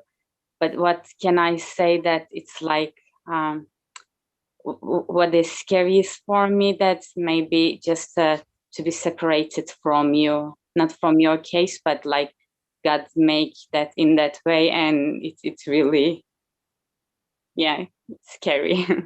It scares me. Yes, thank you. I don't feel like God will ever do that. I never feel like.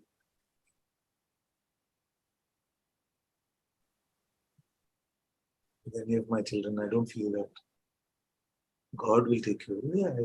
Obviously, over the years, so many children have left because of some mental thing, but I don't feel like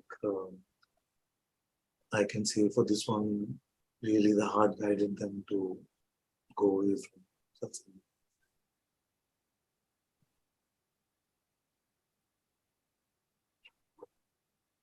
Father, Yes, maybe. I'm coming to Bangalore to see you next week. Really? And you asked about what's scary. It was already in my mind to say, bring on the butcher of Bangalore, whatever's needed here. Bring on the butcher of Bangalore. Butcher of Bangalore. Where's the one who coined that great term? Is easy listening. Sorry? So Gopala, who coined that nice name for me, he has been a bit unwell, so he's not been coming for a few days. You'll see him by the time you're here. Bring on the butcher. I don't feel like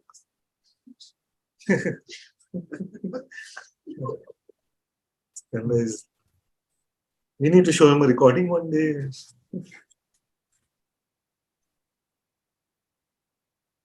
And it's very funny that very early on I got this name, the Smiling Axeman.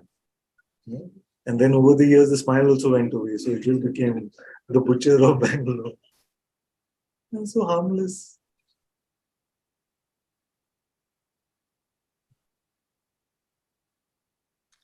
Father? Yes.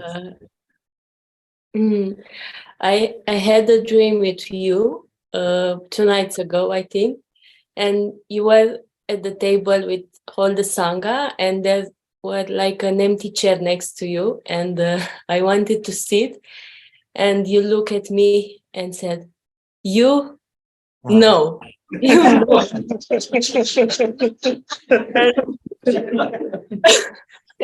And after this, all the Sangha, and you wanted to make some pictures, and I wanted to make a picture with you, and you said, "You no." And I felt such a, yeah. We have to joke with her like this when we see her. When somebody remind me. She comes to Bangalore and she wants to sit next to me. I'm like, "You? No." I find it very difficult even to act like that. Like, "You."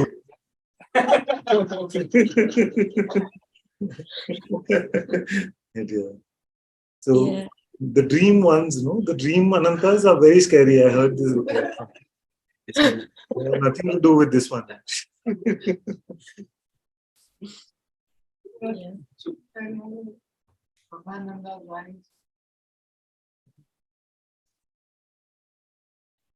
Yes, what's scary was what are you willing to give up for God? Yeah. So, What are you not willing to give up for God? are you always confused like that? Okay, either way answer. Everything. But That you're willing to give up. What? that's it. But that's where the fear comes. Like, oh my God. After that comes, oh my God. Exactly. Once you give up, oh my God.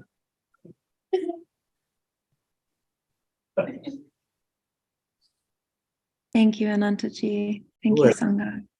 Thank you. All the best for you. Thank you. So it'll be very beautiful.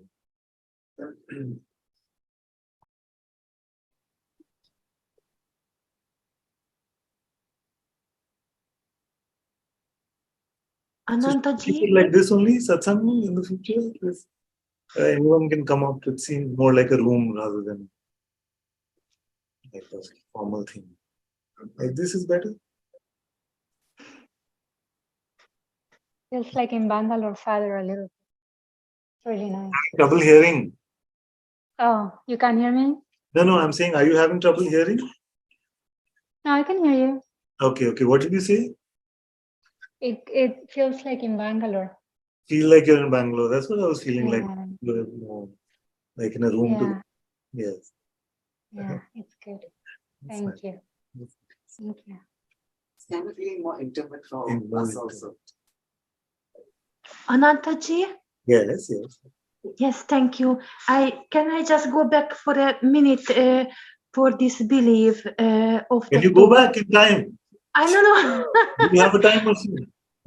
I just for me it's like I really believe it. What you say that is not the attention, but the belief of the. You believe it. I do. I know what you mean. I'm not messing. This one I do. In that messing around mode. I just for me it feels like it's kind of not my decision. Even if I decide I will never believe any thought in the future, and even the time when I practice it, when I say no, you are not true, you are just a false, but at the same time I believe it.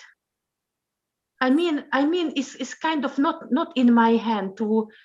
It's not my choice to believe, not my power. Okay. So then why are all these people going on telling us for so many centuries? I know you can do it, and all these people can do it, and You working can't do like. it. But you can't do I can't. it. How do you know you can't? Because of the experiences. Okay, Because let's try now. Let the thought come and let it go.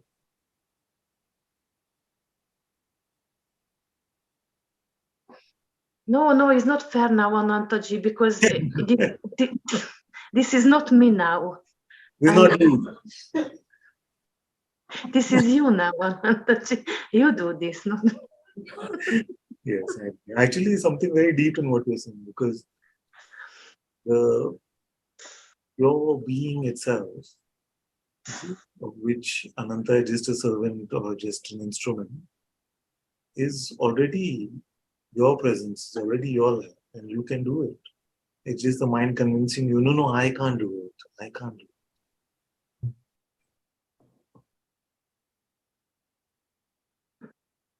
Is your heart saying this?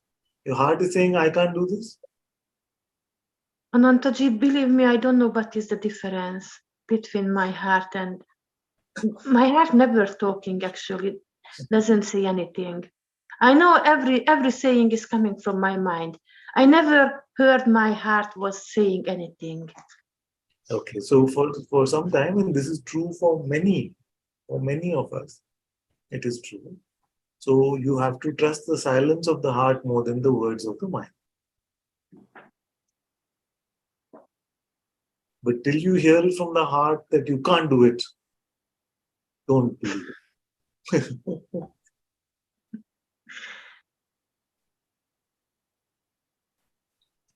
It's so like I cannot not believe you, and at the same time I cannot not believe what my experience is. Yes. What do you mean by experience?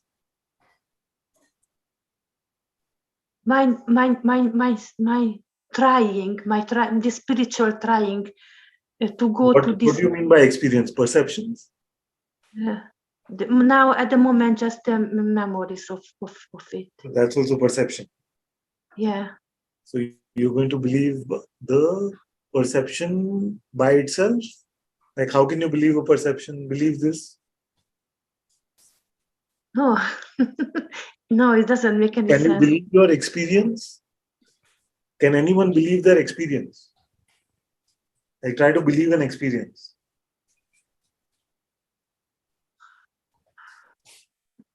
You cannot believe your experience. Belief does not apply to perception. See? Belief only applies to thought.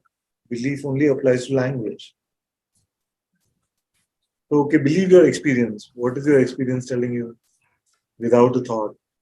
This interpretation is going on all the time, even if I don't. Yes, I know it's going on all the time. And because it is going on all the time, doesn't mean that you have to believe it just because it's on all the time. Anantaji, the believing is going on as well by itself. Okay, believe every thought now. Come.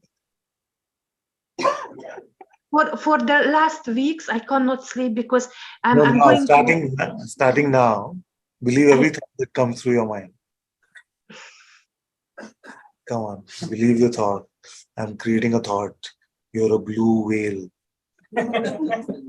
You're living in Antarctica. Believe, see, can you believe? Why don't you believe every thought?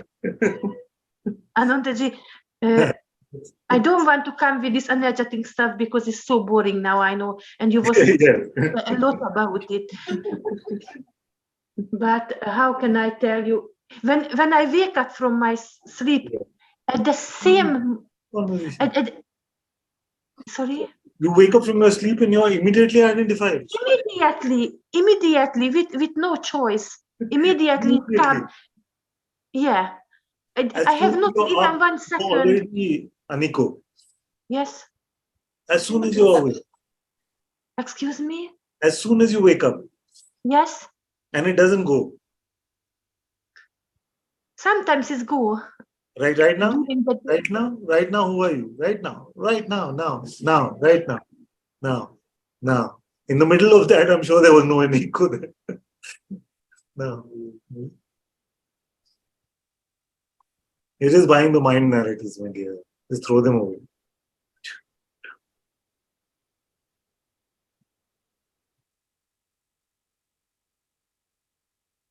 I wake up and I'm Aniko. The instant I wake up, who is this I? Who is this? I don't know. Find out. No, that is the main thing. Who is this I who becomes Aniko the minute they wake up? It's important to find out. I don't know what is there. It's there. So better find out who's there. Because if it is just some random stranger, you want to know who it is. If somebody came into your house and you're just sitting on a couch, won't you ask, like, who are you? Now you're saying somebody is already there. You're saying so intimately, I am. And we don't want to find out who that is. Who is that? At the moment, it's just like a joke. If some random person came up just now and started shouting something in the Zoom right now, you'll want to find out who it is. Immediately, all of us will say, who is this? No? But we are saying, my own being, who is it? We don't want to know. I don't know. But what I can tell you is it immediately becomes Aniko. Who becomes? The problem, this question is not coming. This question is not coming. Obviously, the mind doesn't like this question. It loves to have, it loves to explain all the spiritual problems that we have. But who is having them, it doesn't want to contemplate. Yeah. Yeah. Yeah. I who?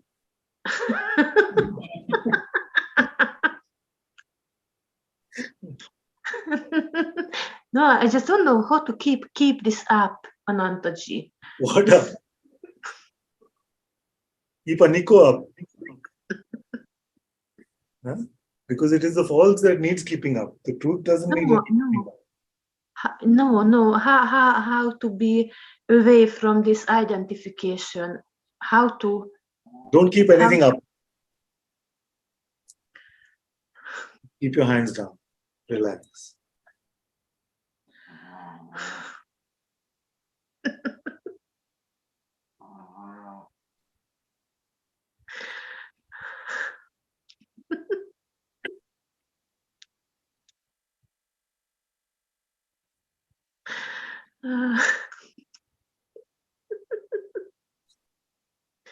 Yeah. I also see the thoughts how they want to take me back to this. You know which are the most difficult problems to solve? The non-existent one.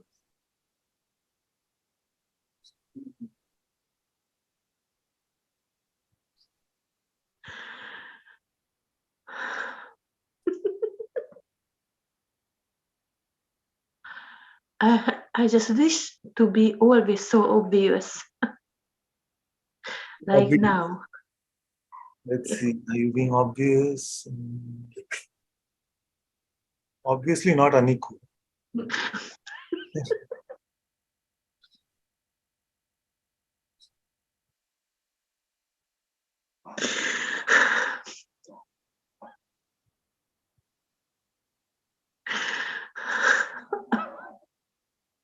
The mind can't not understand this, Ananta. Can't not understand. It's been a long satsang, my dear. Can't not understand. Can't understand.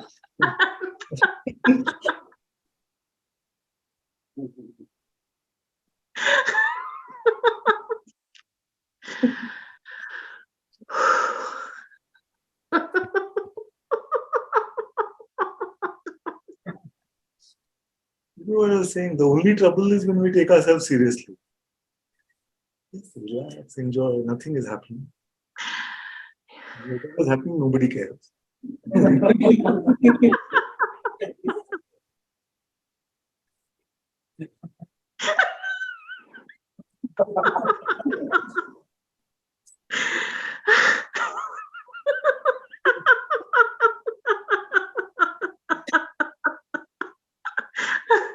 How did she do?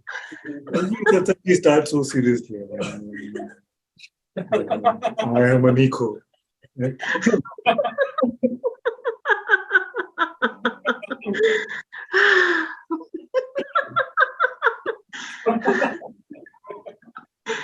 Are you doing on Monday and Friday, Wednesday as well?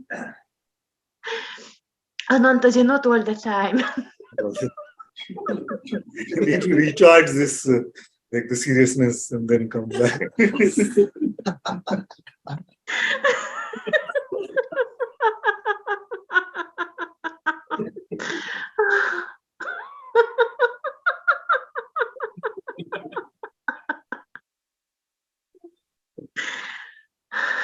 Thank you.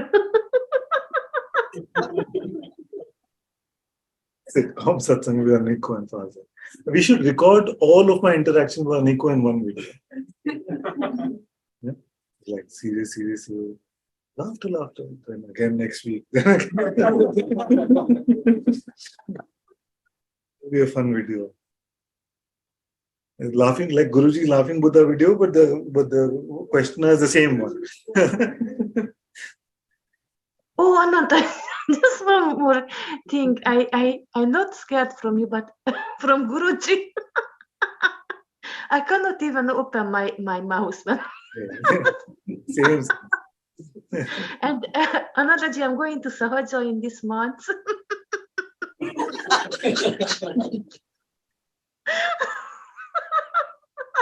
I'm so much waiting for.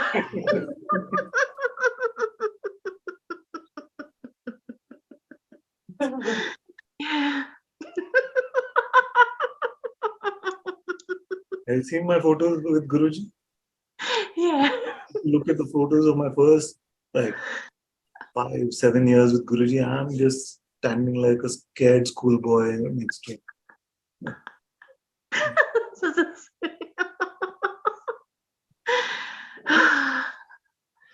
Thank you.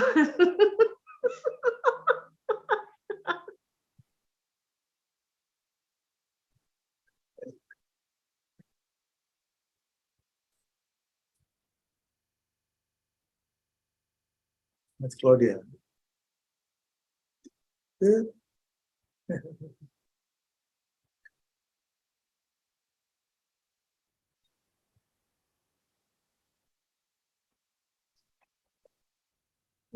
After all the talk about being harmless and all of that, so suppose it's just like full chop. That would be really funny.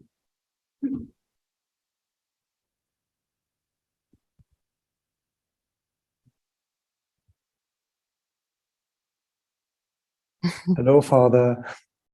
Hello, my dear. Hello. It's really a bit like being in Bangalore today. Yeah. It's very nice. Just like Georgie said, it's so beautiful, and I feel so very close to you all. And even more because of the contemplations. I just wanted to say, like Etienne did a couple of satsangs before, it's so beautiful to be regularly with the Sangha and to be just every morning in your light with your contemplations. It's just wonderful. I want to thank you for that so much. Oh, I'm so happy. I'm so happy to hear this. So what is it now? Are we able to do 3 or 2 a day? Has it gone back to 2 a day? 2. It's okay. Very good. Well, thank you. I see you that you're every time that I've been able to participate, you've been there mostly. So thank you for that.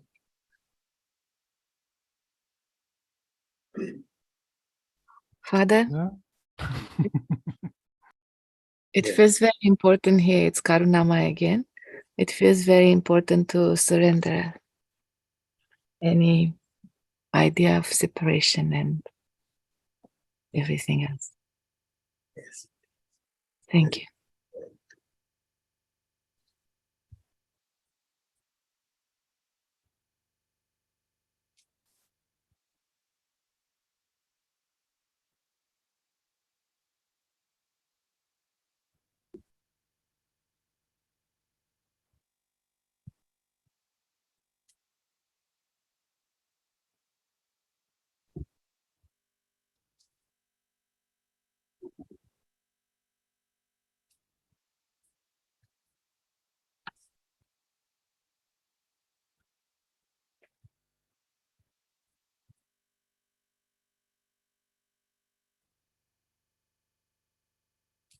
Father, hello. Yes, my dear. It's Adrian. I feel to share something, and I thank you for the what you said about this feeling of energies that they matter and stuff. And I I I'm looking at this that maybe you know, you said that the most important thing is not believing your next thought, or not believing the thought, the mind. And I'm just looking at this, that mind and the narratives and the persona, the identity. Maybe I had the idea that they are around the head area or something, but I can also feel them in my body sometimes, and like sensations in the body, or moods, or and there has been this feeling that they are important, but that they are some kind of energies, and I have to work with those energies. But now I'm open to this possibility that maybe it's just conceptual, and it's a part of identity. And yeah. This is important for us. Very important to identify the root of all of this. Otherwise, the mind can always trick us and say, it's not identification with the thought. It is something else in your life. It is either external, seemingly internal. It's none of that. It's just this. Yes. Because there were experienced like sensations in the body, there was a tendency to believe that they are more somehow, I don't know, more subtle than the mind, you know, or more deeper than the mind. But yeah, thank you for this. Thank you for pointing this out.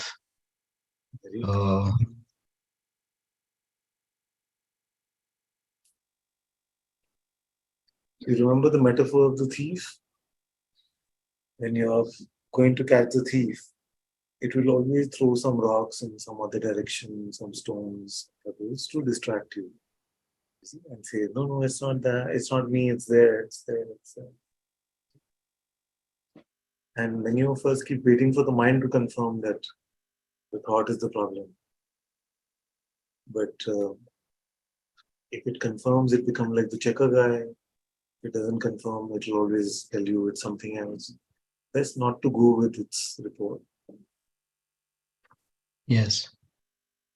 And you know, there's also when before coming to satsang, and when I started to come into so-called spirituality, or I don't know if it was really real spirituality, but I came in contact with these ideas of chakras, and you know, and yeah, I don't know if it's if they're real or not, if they're because I haven't heard your Guruji speak about these things, and so I'm open to, you know, it's better not to draw conclusions about these things. And in the process of self-inquiry and surrender, some of you will naturally find some of these things happening, and even then we don't really need to understand any of that. Our conceptual understanding doesn't affect it either way. And if you understand too much, then you can become obsessed with these things. But naturally, if it is unfleeting, it is fine. But really, what is important is that which is beyond perception. And even chakras and all this energy is in the realm of perception. and this the light of God, or the presence, can also be felt here, like a very subtle, I don't know, or like a lightness, or a beauty, or a openness, or yes, but it has a very subtle vibration which can be sensed intuitively, and that's perfectly fine. It's easy to value the visible, but satsang is to start to value the invisible.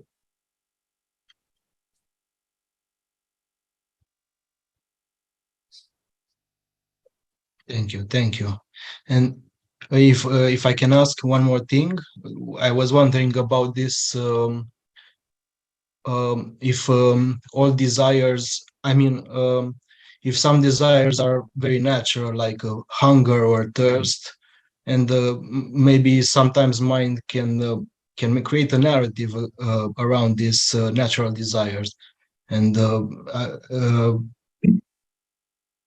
I heard you say something about the first grade emotions and second grade emotions. Maybe it applies also to this kind of hunger and thirst and things of the body, natural. I'll make it simple. I'm sure we have some satsangs where I've tried to explain this first grade and second grade, but also a simpler way to look at it is that you don't have to worry about anything which is independent of thought. So we should call it desire or aversion only after thought is involved.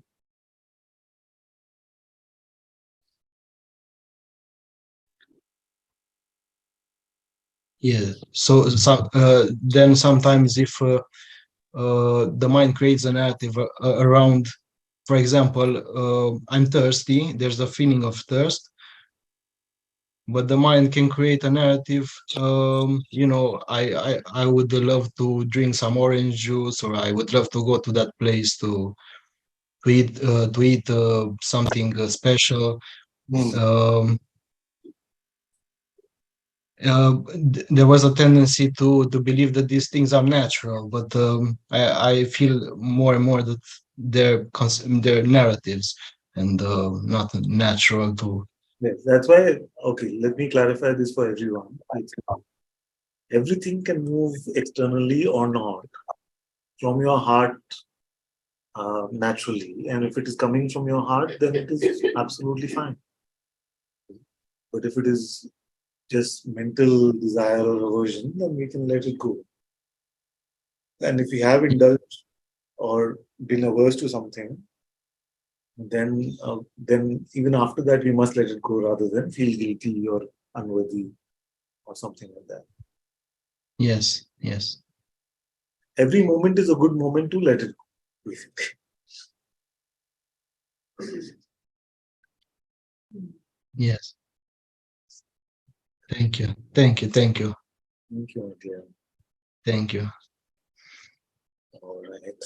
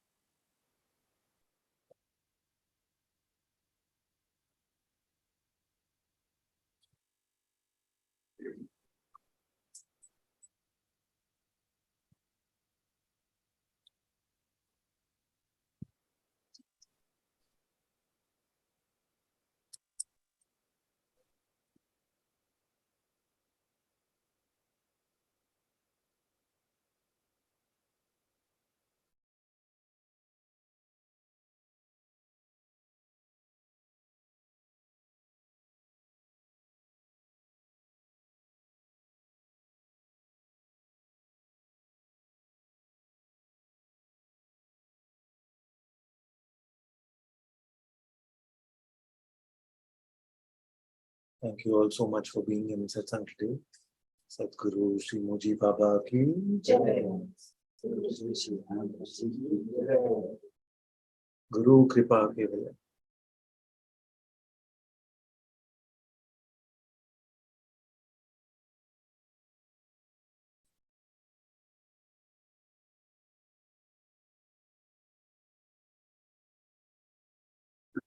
Thank you, Father. We love you. We love you. Mhm.